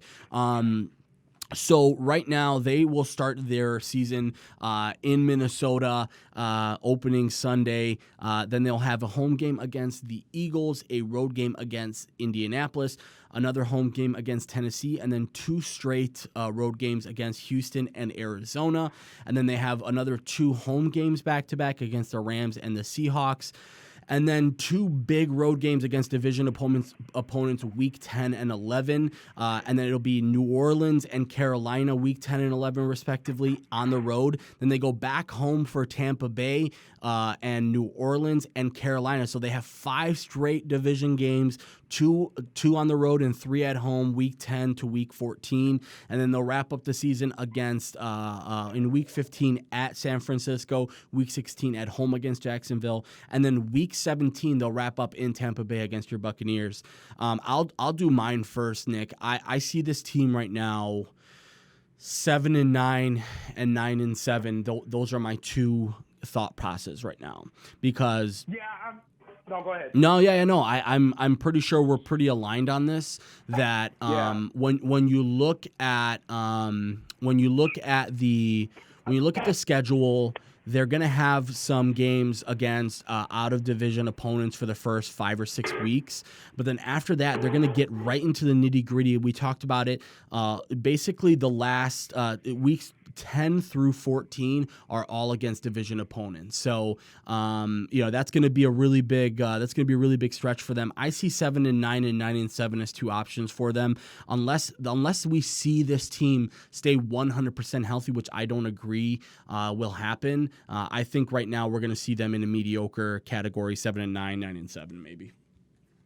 Yeah, I'm with you on that. I was thinking like 7-9, 8-8. Yeah, I would say the same thing because the thing with Atlanta is it's not like they made like any wow moves. Yeah, in the no, they didn't. You know, they didn't make any really wild moves, and maybe I'm the only one that feels this way. Like I'm not trying to take anything away from Julio Jones and how good of a wide receiver he is, but I'm about tired of everyone keep talking about how Julio Jones might be the best wide receiver in the league. Mm-hmm. Because if you remember 2 years ago, mm-hmm. Julio Jones 2 years ago, I think had 4 touchdowns. Yeah. They had this thing where he would get like 160 yards but could not get into the end zone. Yeah. And of all those, and I remember this easily because I was making fun of Falcon fans mm-hmm. and people trying to hype him up. Mm-hmm. The only team that he scored touchdowns against that year was Tampa because Mike Smith. That was the like year. He didn't know how to make changes. Yeah. So he had the one game when he had like 200 and something yards and 3 touchdowns in Atlanta, and then he had the Thursday night game when he scored. That was it. Yeah. So in 14 games against other opponents, Julio Jones never scored a touchdown against anyone else. Yeah. And that's my thing with Julio. And now he did better last year, but I'm just like, Julio is one of the better receivers in the game. Mm-hmm. I'm not ready to put him up there on the top echelon. I'm not either. No. I'm just not there like everybody else is. No. So with that being said, though, like I said, dude, Atlanta, I think, is banking on them just being healthy. Yeah. Which is dangerous. They didn't make any, oh my God, this is going to put Atlanta over the top move. Yeah. Last year. No, they didn't. So that's why I'm thinking it's got to be I'm with you, 7-9, between 7-9 and 9-7. Okay. Yeah, and so we're gonna let's jump into Tampa Bay next, but we did get a comment from Michael William, any college ball. We'll actually more than likely jump more into college ball next week, guys, when we're both into studio. Once we kind of, right now the season is pretty, It's opening week, Nick. There's not really a ton to talk about. I mean, we can talk about your Florida State guys, but I know that they lost a tough one earlier. But yeah, no. Next week. Taggart's fault too, by the way. Yeah, tell us about that because I didn't watch that. Taggart's stupid ass. Yeah, no, I watched it. Okay. I'll have a lot to say about that next week. Yeah, and Michael, thanks for checking in about that. Check in next week. I promise you we're going to be doing a ton. You obviously will have pro football, but next week I guarantee you will be basically all football, half college, half pro football. So check in next week for some college football. Sorry about that, Michael. Let's jump into the Tampa Bay Bucks, Nick, and I'm gonna let you open up here because I'm actually very high on the Bucks this year, and I'll give you just a brief reason why, and then I'll let you kind of go with it. I really like what they did personnel wise, and the direction that they took with Bruce Arians, and the direction that they took by it's Todd Bowles who's running the defense now, right? Right. So what they did was because Nick. We played you guys a few times over the last few seasons, the Buccaneers. Yep. And the one thing that was such a glaring thing for the Bucs was the coaching staff. And lacking a real coaching staff that had the ability to adjust and make decisions on the fly. And we beat up on you guys a couple of times, and we also had a couple of times where you guys came back and won and beat up on us when we were bad. Right. But the one real difference that I see this year is competent leadership. I'm a huge fan of Bruce Arians. I thought the Bears should have signed Bruce Arians a couple of years ago when they had a chance to. Instead, they chose Mark Trestman. So I'm very high on Bruce Arians. I'm high on Todd Bowles as a defensive coordinator, and I'll tell you why. I don't think he necessarily didn't get a fair shake with the Jets, but I think that whole Jets thing has less to do with him than a lot of people want to admit. And I think his defense was the number one thing that kept that team together with the Jets. Yeah. So I love what Tampa Bay did. And now, okay, personnel-wise, we can get into it. I still think this offense has good weaponry now with Mike Evans and Chris Godwin and, even like Brashad Perriman to a certain extent, I know has broken out during camp. I've seen some, I'm very big on O.J. Howard if this guy can stay healthy, but people are forgetting about Cameron Brate and how important he is to Jameis. And I'm really high on Jameis this year, especially fantasy-wise. I don't necessarily... Listen, Jameis isn't always going to make the best decision, guys. He's not always going to be the guy that's going to make the sound. He's not a game manager. You know what I'm saying? Jameis is a game breaker. He's a guy who's going to break the game wide open with his skill set. He's not a guy that's going to will you and skill... he's not a guy that's going to think you into a win. He's going to be the guy that's going to game break, and he's gonna, he obviously has a connection with Mike Evans. Apparently, he has a really good chemistry with Chris Godwin, and Godwin is one of the guys that's been exploding out of camp. And we talked about Brate and Howard. So, offensive line wise, I know that they still have some work to do, but I really like what they're gonna do on defense. The number one thing right now is I understand now that transitioning to a defense is very tough, especially when you played 4-3 last year and you're more than likely going to play majority 3-4 this year. So I'm willing to give people the fact that the first couple weeks are going to be, a transitioning stage for them, but I think they have the offense that can do it, and I really think they can be a team that can push this year to be in the conversation for not only the division but even the wild card. So, what are you thinking about your Bucs this year, Nick? Yeah, you took a lot of the words right out of my mouth. The best thing that Tampa did last year or this past year in the offseason was get Bruce Arians. And more or less, not so much just get him, but they also got him when he was pretty much committed to going to Cleveland. Yeah. Because remember, in some interview, he said, "Yeah, I would really love to." He was linked to Cleveland so heavily, it was like almost a done deal. Right. So the fact that the Bucs was able to convince him to not go to Cleveland, come to his team. Obviously, him and Jason Light got ties to both of them being in Carolina. In Arizona, so that helps. But that was the best thing because the Bucs have always had talent. They just never had the coaching staff that will bring that talent out. I thought one thing that they did when they went and got JTT last year was bring a voice into that defensive side of the locker room that the Bucs really never had. Yeah. Because I think it was like week 14, JPT called out some of his teammates. Because while they were losing, they're on the sideline laughing, shaking hands and this, that, and everything else. Yeah. And I think the two guys he called out are no longer on the Bucs, and that's between Quan and Gerald McCoy. Okay. So my thing is this, is that I'm with you on James. I'm high on my boy this year. This is a make-or-break season for Jameis Winston. Yeah. Because, again, the Bucs are in a position, do you pay the man or do you draft the quarterback to replace him? Is this a contract year, Nick? How many years left on his? This is the contract year. It's a contract year. Oh, man. Okay. Yeah, he got that fifth year, so this is the fifth year. So he's got a lot to prove.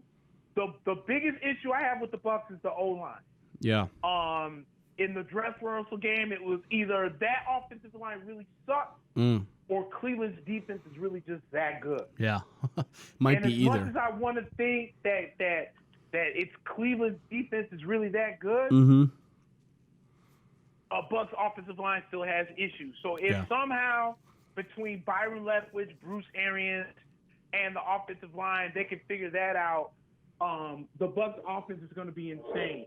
Yeah. I think as far as, you talked about fantasy, one guy that I'm high on is Ronald Jones II. I think RJ Deuce is going to take over at some point for Peyton Barber.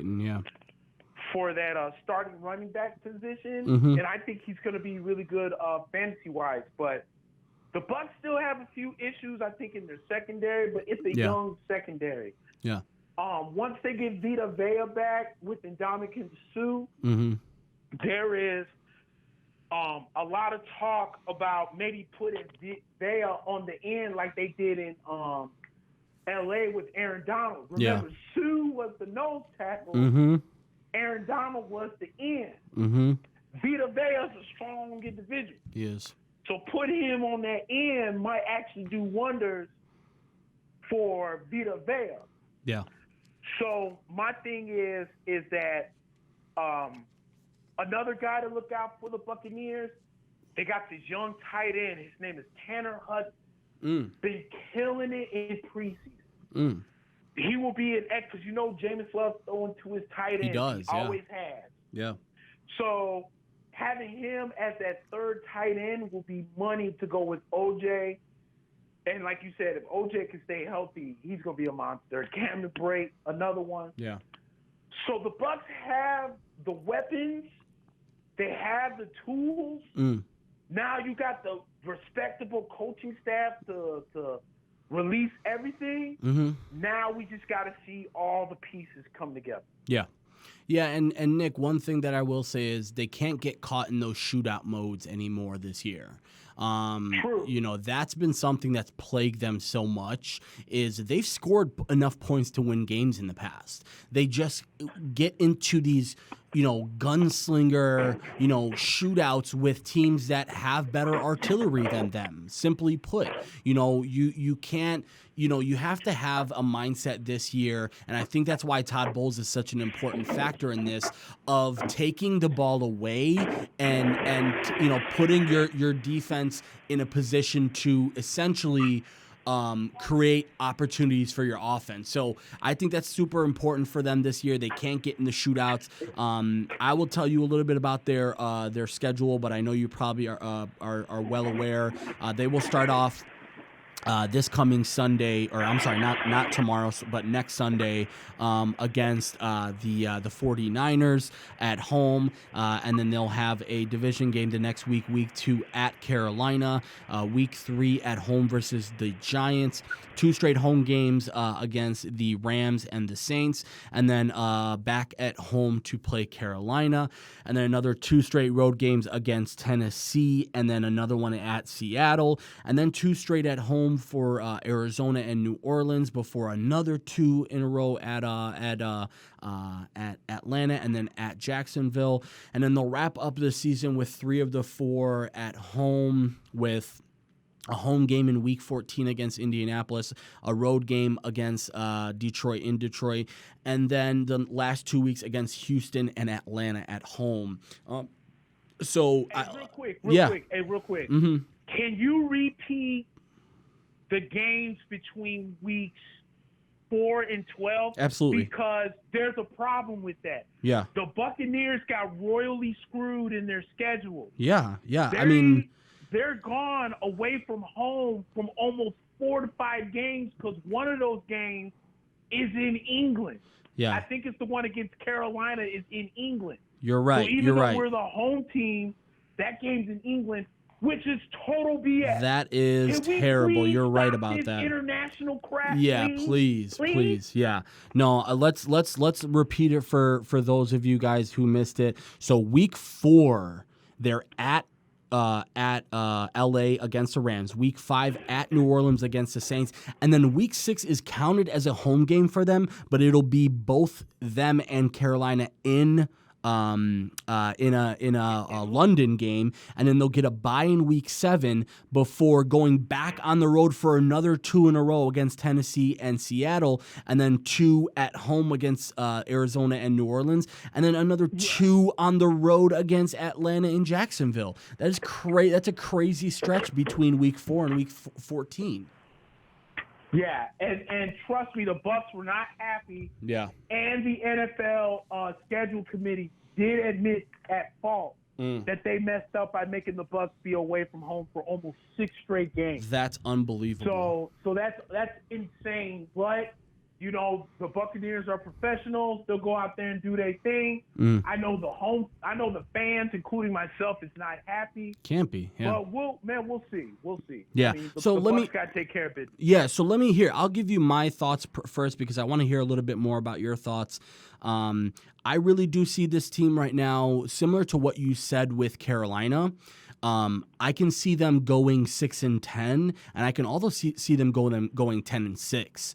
I see a lot of potential in this team to the point where they could get on a road. Like, for example, those road games are going to be really tough at some point. I mean, you're coming back from 2 straight road games rather, 1 all the way in California and then 1 in New Orleans. Then you're back in Tampa Bay for the end of Week 5, but then you're traveling to London for Week 6, back from London after Week 6, a bye in Week 7, and then 2 straight home games, 1 in Tennessee and then 1 in Seattle. I mean, not just for the teams they're playing and not just for playing on the road. The travel on that is going to be nuts. They're going to put up some mileage this season when it comes to travel. So I can see them because the end stretch, so we'll say Week 12 to Week 17 could be a really crucial time for this team because they're going to get to play Atlanta at Atlanta in Week 12,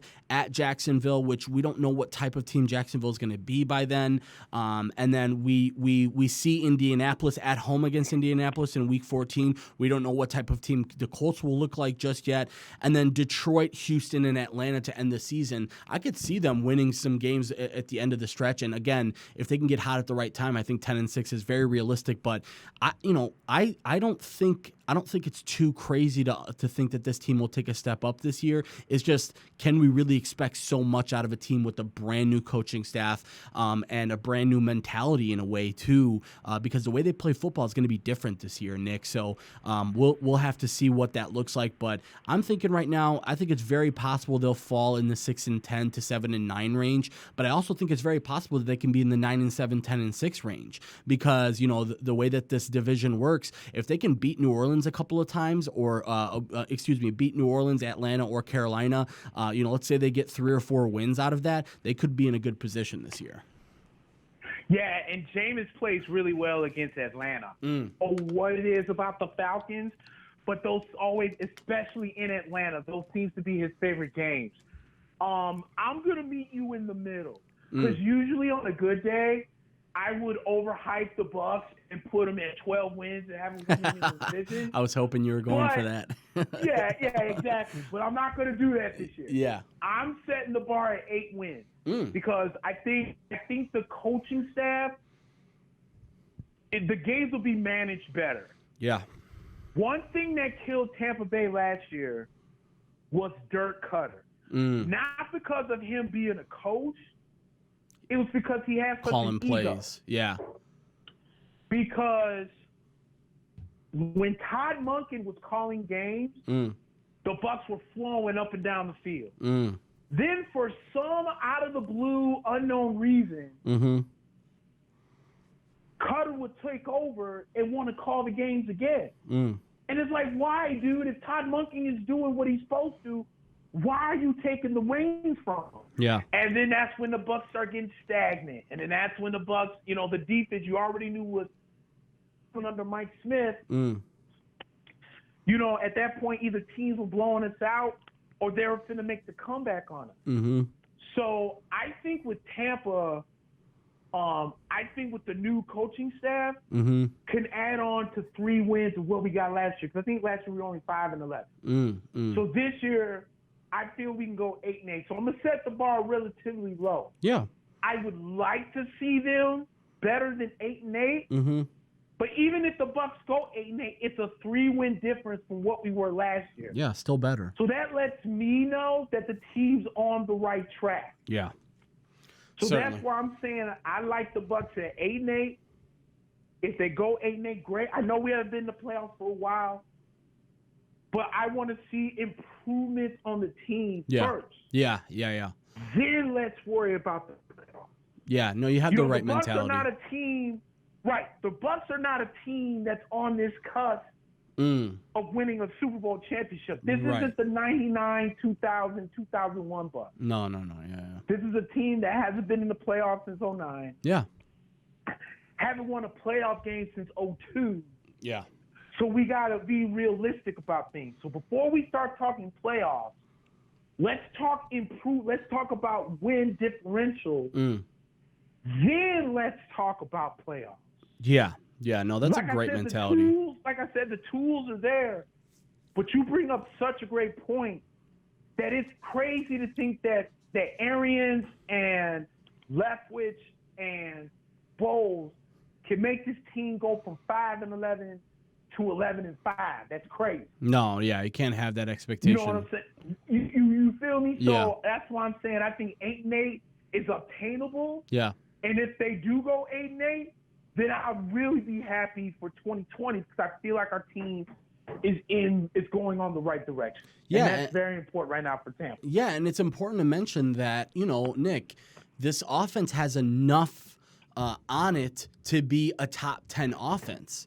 I really do genuinely believe that this year they have enough. Now, the offensive line is not very good, and I understand that it's a work in progress right now when it comes to the running backs, but I think Ronald Jones, you mentioned it, was a good pickup for them last year, but he had some injury problems, wasn't able to really get into the mix last year, and now with them this year having him coming in, breaking out, that would be really huge for them because that could make them a top 10 offense like I'm thinking, but yeah, they've got a long way to go, but they're not that far.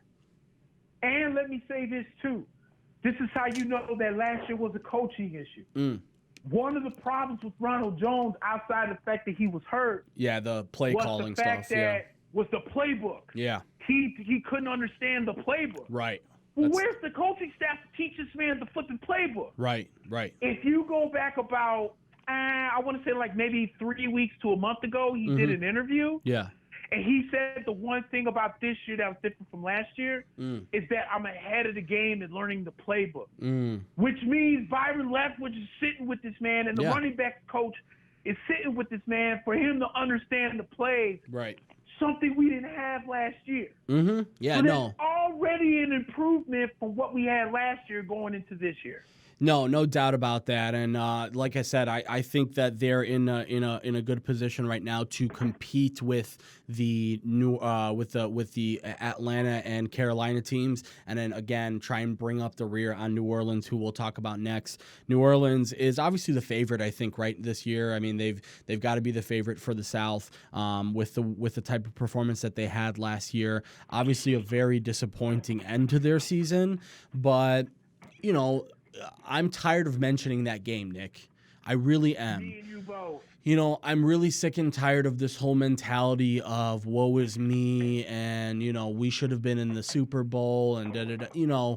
Listen, things didn't work out your way, and I think New Orleans, they did okay over the offseason. They lost Mark Ingram. They replaced him with Latavius Murray.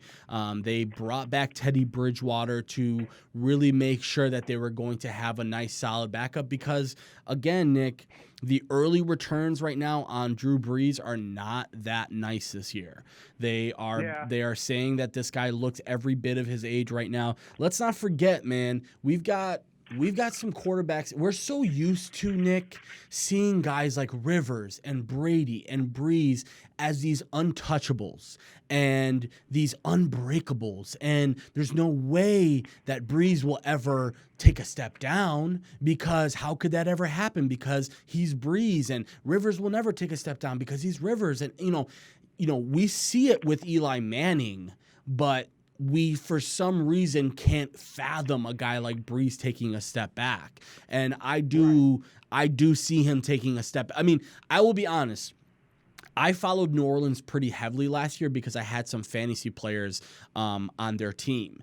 And a lot of what that team did was check down the ball, a lot of short passes, and a lot of relying on Michael Thomas. And I think teams this year are going to focus in on Alvin Kamara and Michael Thomas and try and make other guys, these Traquan Smith, these Ted Gins, even like a Jared Cook, who's a guy they picked up over the offseason, make these guys beat you because we don't want, Kamara is a beast. There's no doubt about it. I love him. I've had him in fantasy for a few years now, and I think he's one of the best running backs in the league, and he's going to catch the ball out of the backfield, and he's one of the toughest guys to take down, and he's a freak of nature at running back, but they can't rely on him. And also defensively, I'm not exactly 100% sold on this team. We're talking about the same team that was giving up touchdowns. I mean, you mentioned a couple weeks back, Nick, New Orleans had a chance to win that game against the Rams, but their defense kept giving up big plays.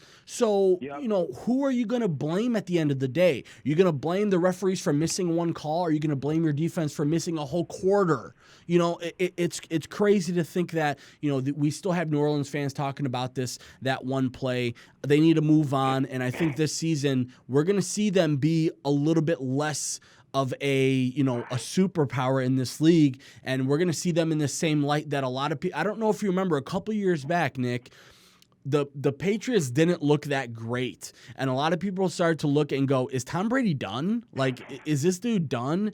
And he came back and sort of brought this new version of himself, this check down heavy, very, smart and just trying to take what the defense gives you. And I think we're going to have to see that from Breeze this year. He's going to have to adjust his game plan this year to just try and win games and not try and have individual performances. Yeah, dude. You know what?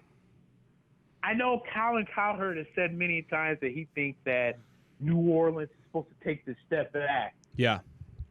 And I for some reason, I want to agree with him on it. Yeah. Because Mark Ingram came out and said, and I said this earlier, that he doesn't think that the Saints are going to ever get over the fact that they were, quote unquote, cheated out of the game for the pass interference call. And the issue that I have, not so much what Mark Ingram said, but, a lot of the fans, they were trying to bring out these petitions. Oh, my God. And everyone wanted to review the play, this and that.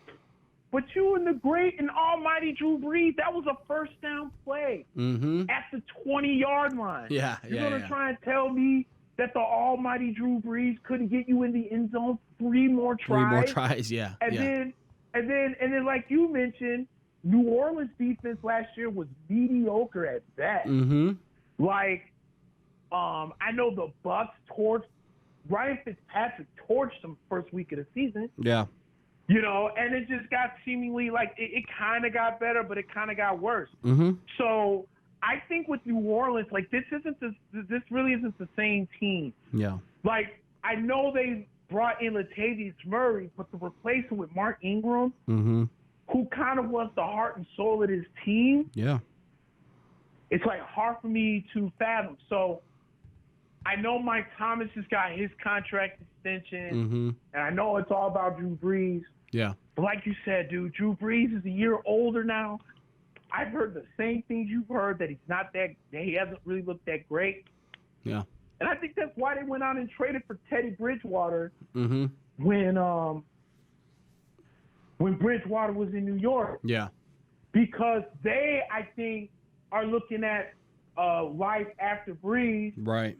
And why not have Teddy Bridgewater that's still, I think, under 26. Yeah. If I'm not mistaken. Learning behind a Drew Brees. And learning from a Sean Payton if he's still going to be there. Yeah. So you got your guy that's ready to take over whenever the Saints are ready to move on. So, in that sense, it's just a matter of time. Yeah. But as far as this year's concerned, I'm not scared of the Saints like I was in the past. Me neither. Yeah. I think they're good, but they're not, oh my God, good. Right. You know what I'm saying? Yeah. And I think we're going to see that this season.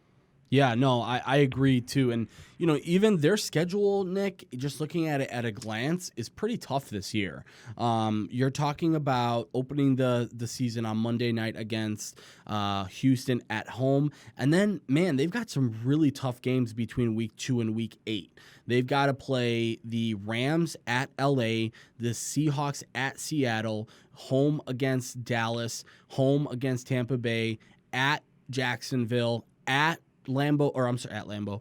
Soldier Field against Chicago, and then against Arizona week 8, a bye week on week 9. Then they're back at home against Atlanta, on the road against Tampa Bay, and then back at home for Carolina, at Atlanta in week 13, and then 2 straight home games against San Francisco and Indianapolis on week 14 and 15, and then wrapping up the season with 2 straight home games against Tennessee and Carolina.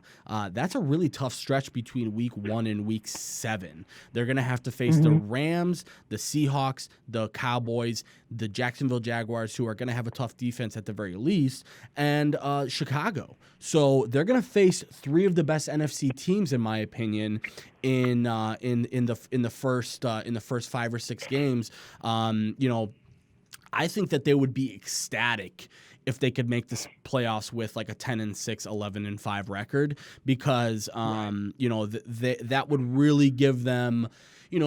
I think health is very big for them too, Nick, because if Kamara goes down, it's such a really, really valuable piece to what they do, both on the ground and in the passing game, that Latavius Murray and whoever else they can come up with is not going to fill those shoes. So Kamara being healthy is very big. Michael Thomas. Behind Michael Thomas, Nick, it's basically Traquan Smith and Ted Ginn Jr. That's not the best depth that you can get. And I get it. Michael Thomas is a once-in-a-generation type receiver, and I love him. But if they clearly made an investment in him this year, if that doesn't work out for them, they're in some pretty deep trouble. I can see them right now at 10-6. I can also see them taking a step back due to injuries, similar to what we oddly enough saw with Jacksonville a couple years ago. Jacksonville makes the playoffs. Everybody loves them. Then the following year, they have a couple injuries on defense, a couple injuries on offense. Blake Bortles isn't playing the way that you want him to. Now, he's not Drew Brees, but I'm just saying as a team, you can see the trend sort of trending down. So they would be lucky, I think, right now at 10-6, and 11-5 is attainable for them. But, man, they've got some really tough games in that first 7 weeks. Yeah, no, I'm I'm with you on that, and I kind of see them at 10-6, and that's kind of like a not a hard 10-6.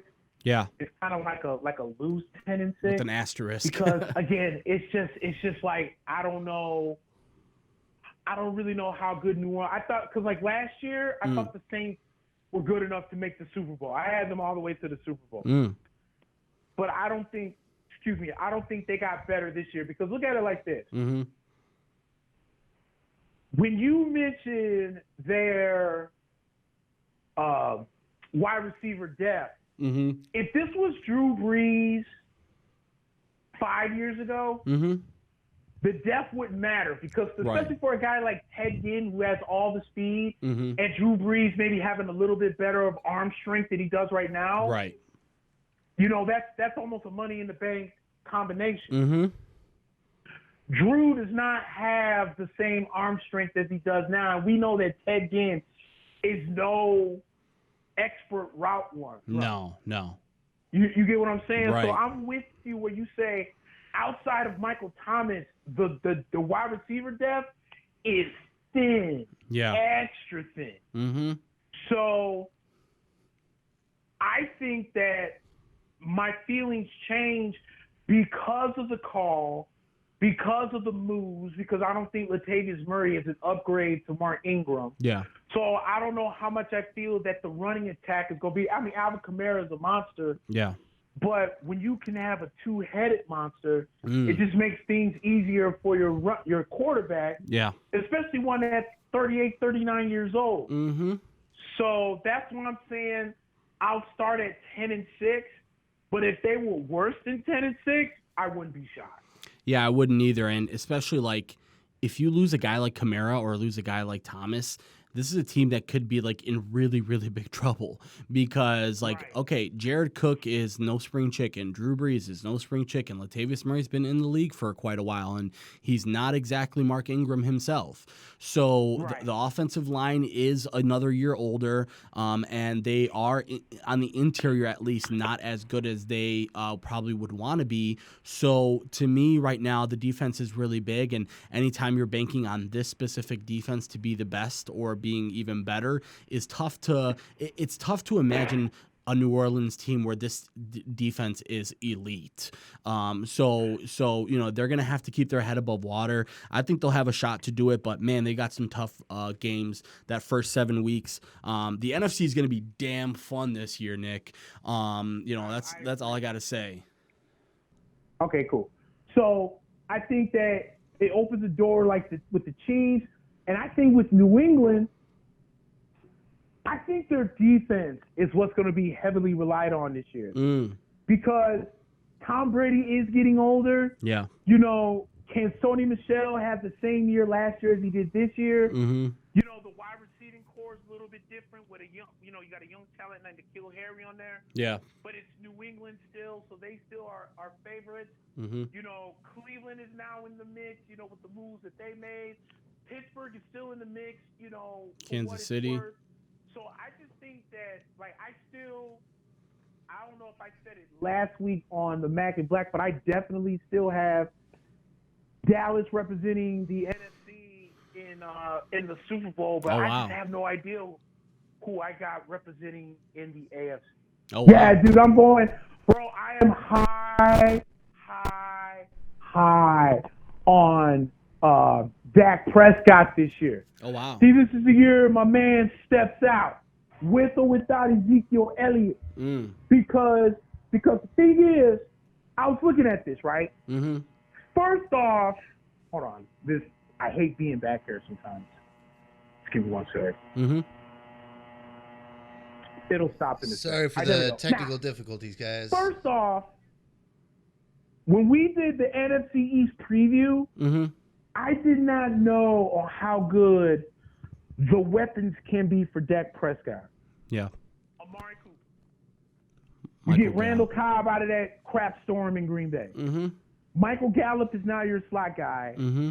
And if you can get anything out of Jason Witten coming back from retirement, that's an extra added bonus. Mm-hmm. Your line is still intact. Yeah. That means any running back with 2 legs can get past it. Yeah, that's what they're banking on. I'm not saying that Alfred Morris is Zeke, but I'm saying he could get the job done, though. And this Tony Pollard kid, Nick, that they have, listen, Jerry Jones is kind of a douchebag. I would agree that, I'm not a huge Jerry Jones fan in general, but he wasn't blowing smoke up everyone's asses when he was talking up Tony Pollard. This kid is good. He's looked good in preseason, and you mentioned it. Me and you could crouch down at running back behind that Cowboys line, and we'd have 1,000 yards in a season. So, easily. So I would break 1,500 easy. I might be sweetness in the end zone, but no, I'm telling you. I'm telling you right now that this offensive line is back to being healthy. People forget last year, Nick, that line had issues. They were injured, and they had to shuffle people around. They had guys that were had long-term injuries and then coming back from long-term injuries. Now that they're back, I can very much envision, and I have a very cut and dry explanation about this whole Ezekiel Elliott thing. I think it'll be done by the end of this weekend. I will say by Monday, it's going to be put to bed. Listen, Jerry Jones is I'm not a huge fan of him. I think he's a douchebag, but he's not a dumbass. He understands the value that Ezekiel Elliott has, and Ezekiel Elliott also understands the value he has in himself. So listen, this is the business of the game. We as fans, we don't necessarily love this portion. I'm not a huge fan of having to talk contracts. I don't like it. But we have to understand that this is a facet of the game that we have to really take into consideration, that this team with Ezekiel Elliott is significantly better and some people would argue a Super Bowl contender. So when you are Jerry Jones and you're thinking, listen, we talked about it. Dak Prescott has to get an extension. They've already extended Jalen Smith, thankfully, but Amari Cooper's going to need an extension. Dak Prescott's going to need an extension. They already broke the bank for DeMarcus Lawrence earlier this offseason. They've got a lot of guys that they have to sign. This, to me, is an exercise in patience on both sides. Both sides have said, okay, let's see what we can get out of it. But now I really think the real talks will start tonight, and I wouldn't be surprised, Nick, if we wake up tomorrow morning and we see that Ezekiel Elliott has a contract with a long-term contract with the Cowboys. Yeah, dude, and I wanna go back to a statement you made about Jerry Jones, because this is the same guy who missed out on Jared McFadden in that one draft, and then turned around and tried to hype up Felix Jones, talking about, this is the guy we wanted. He's nuts. That's the guy you wanted. He's such a douchebag. Give me a break. You know, this whole that whole thing that he did where he was like, Zeke who? You know, he did, you know, he tried to joke like Zeke who, and his argument was, well, I think I've earned the right to make fun of Ezekiel Elliott. How? Because you signed his checks? Like you get to criticize this guy because you signed his checks? Go fuck your. I'm sorry. I don't want to curse, but Jerry Jones, you have the same slave owner mentality that people, you know, like to talk about NFL owners with. This guy understands again, he's not an idiot. He may be brash, he may be stupid in sometimes, and he may be, you know, but he's not an idiot. He understands the value that Ezekiel Elliott holds, and I think we're going to see them get into the nitty-gritty because, Nick, they can't afford to lose him for very long. This offense is predicated on the fact that they can have a workhorse running back like Ezekiel Elliott. Now, the offensive line is very good, but you're still going to have to spread the love between Tony Pollard and between Alfred Morris. And ideally, you would want Ezekiel Elliott back there. So we'll see. We'll see what happens. But I don't necessarily see them in I definitely see them in the hunt to win the division without a doubt. I think they'll probably run away with that division because I'm not a huge fan of Philadelphia this year. But Super Bowl, we'll see, man. That's the funny part. That's the funny part about the NFL, man. Things can change in a couple weeks. You know, we might be talking a whole different tone about a lot of teams next week when we come in and have a chance to see what the Bears look like in the following week when we get to see what other teams look like. Yeah, I agree with you 100%. And, you know, I think just with me, you know, Dak got a $30 offer. He said he wanted $40 million. Yeah. So now you got to go out there and prove that you're worth $40 million. Mm-hmm. And, like, you can make fun of Dak all you want to. Like, I know there's that video where, like, he had this throwing competition with David Carr. Yeah. They got absolutely embarrassed and whatnot. I don't care about. Yeah, too bad David Carr couldn't do that when he was in the league. Yeah, exactly. Exactly. So who really looks like the dumbass? Right, exactly. Yeah. So I think, and I'm with you about Philadelphia, dude. I just don't buy that team. I think Carson Wentz is one injury away. Yeah. And I keep having to say, you know, use Andrew Luck as the example, but where's the lie? Yeah. I mean, you're talking about a guy that broke his back one year, couldn't go, and then he tore his ACL the year before and couldn't go. And running on a stupid play that they told him to stop running. And also you can tell how desperate they are, Nick. They called Josh McCown out of high school football coaching to come and be a backup during the preseason. So yeah, I don't necessarily see them as a powerhouse that people see them as. Yeah, no, me either. That's why I thought, and we all know that the Giants are rebuilding and that the Redskins suck. So that's why I think Dallas has the ultimate opportunity to kind of be where they're at, where they were at a couple years ago when Dak kind of took the league by storm along with Zeke, and this team was 12-4 and had the best record in the NFC.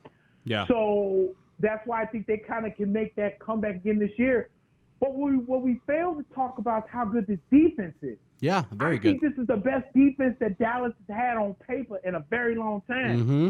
And as I've said on, I do the Arch Rivals, what I said on that squad is that this linebacking crew with James Smith, who just got paid, Vander Esch, who a lot of people thought Jerry was stupid enough to draft so high, but turned out to be a good player. And Sean Lee is the X factor. Mm-hmm. If he can stay healthy. If Sean Lee's in there, this team could be unstoppable. Yeah. So they need him to stay healthy. Yeah.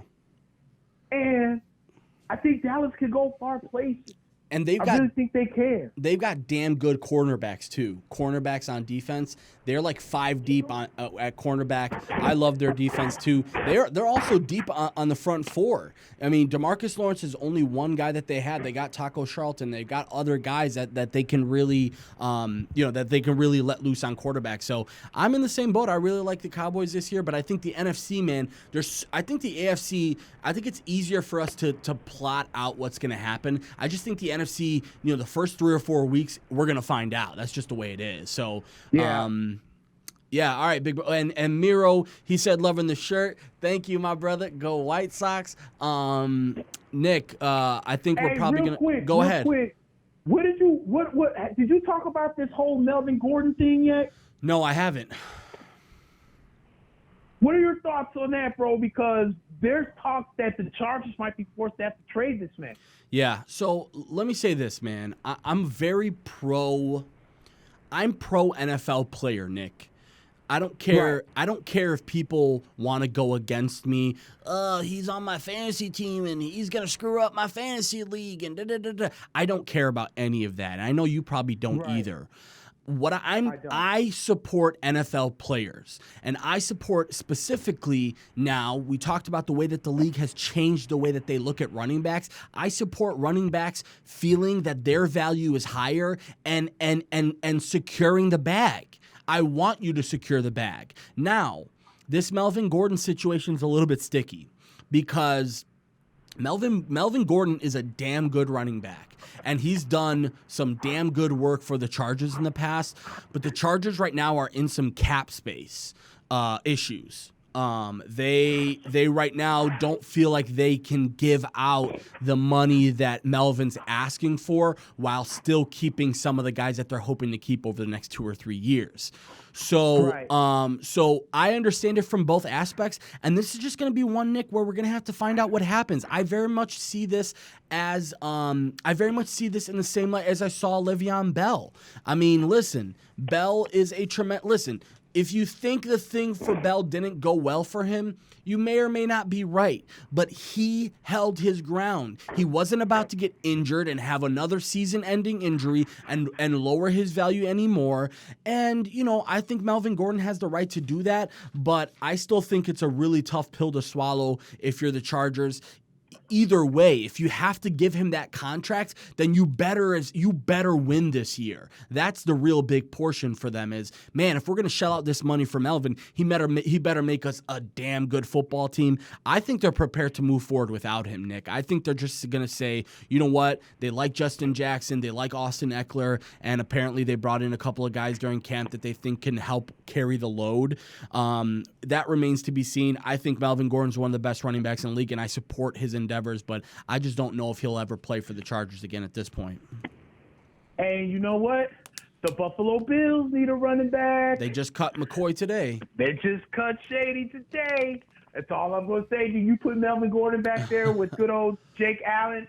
And if that offensive line can improve and let that man throw and not get killed, I'm telling you, man, Buffalo can make a little bit of noise. Interesting. And throwing a Melvin Gordon out there just makes, I think, Buffalo that much dangerous. Like, for some reason, I'm high on the Bills. Like, people always ask me. I like their defense, because too. They're always like, oh, Nick, if you didn't root for Tampa Bay, since you root for 3 other New York teams, which New York team would you pick? Buffalo would be that team, because when I was a fair weather fan back in the day when I was younger, it was all about Buffalo in the 4 Super Bowls. Of course, that's true. Yeah, they never won one, but they were there. You feel what I'm saying? Yeah. So I would root for Buffalo, and I just think, like, this year, first of all, they drafted Ed Oliver, which I thought was a steal. Me too. Because I think Ed Oliver is going to be an absolute monster this year. And I just think that Jake Allen, for a guy that a lot of people made fun of Buffalo for drafting over Josh Rosen. Yeah. But, man, Jake Allen kind of held his own for a guy that had no time to throw. Yeah. You know what I'm saying? So you bring in a John Brown who's not that bad a wide receiver. Zay Jones is going to be Cole better Beasley this year.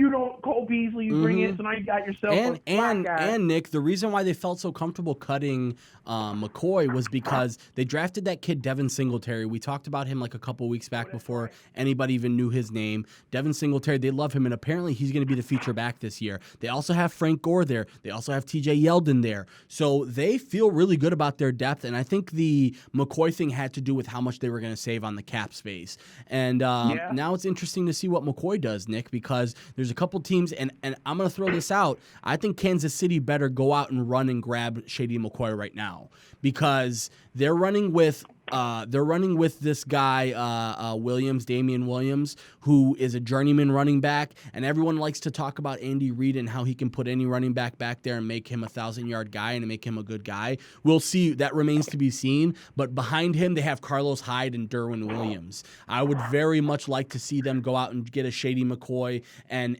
solidify themselves, because Nick, they don't have the most weapons anymore. They lost a couple of tight ends. They lost a couple of wide receivers. They still have Tyreek Hill and Travis Kelce, which is great, but depth-wise, they're not really there right now. And if Damian Williams doesn't work out at running back, you're stuck with Carlos Hyde and Kerwin Williams. I think they would probably like to make another move there. Nick, before we wrap up here, I would like to talk about another one of our wonderful sponsors, Intrinsic Marketing. All the services that you guys will need under one roof. You guys started a business because you believe in what you do, so let Intrinsic Marketing bring your product or service to the market. That's what they do best, guys. Intrinsic has the services, tools, and expertise to make it happen all in one place. I like to consider myself a part of the Intrinsic family. Web design, social media, copywriting, targeted ads. We're talking design, development, and hosting, everything you need to get your stuff up online, comprehensive social media management services scaled to fit your specific needs, blog posts, articles, much, much, much more, guys. Do me a favor. Don't take my word for it. Check it out for yourself. IntrinSicChicago.com is the website, guys. INTRINSIC Chicago.com. Nick, big brother, you gonna be back in the studio next week with me? Yes, I will. Yes, sir. I'll definitely be there next week. And we back. All right, perfect, man. Well, next week is going to be exciting because we're going to get to do our first picks of the season, Nick. So I'm really excited about that. We're going to talk, obviously, about the Bears and the Packers. And then we've already committed next week, Nick, that we're going to come in ready to talk some college football. So by then, we will be ready and rearing to go. So if there isn't anything else from you, my man, Nick, for the Black portion on the phone, I'm the Mac portion, guys. You guys are listening and watching Mack and Black. Thank you again. We'll see you next week. Bye-bye.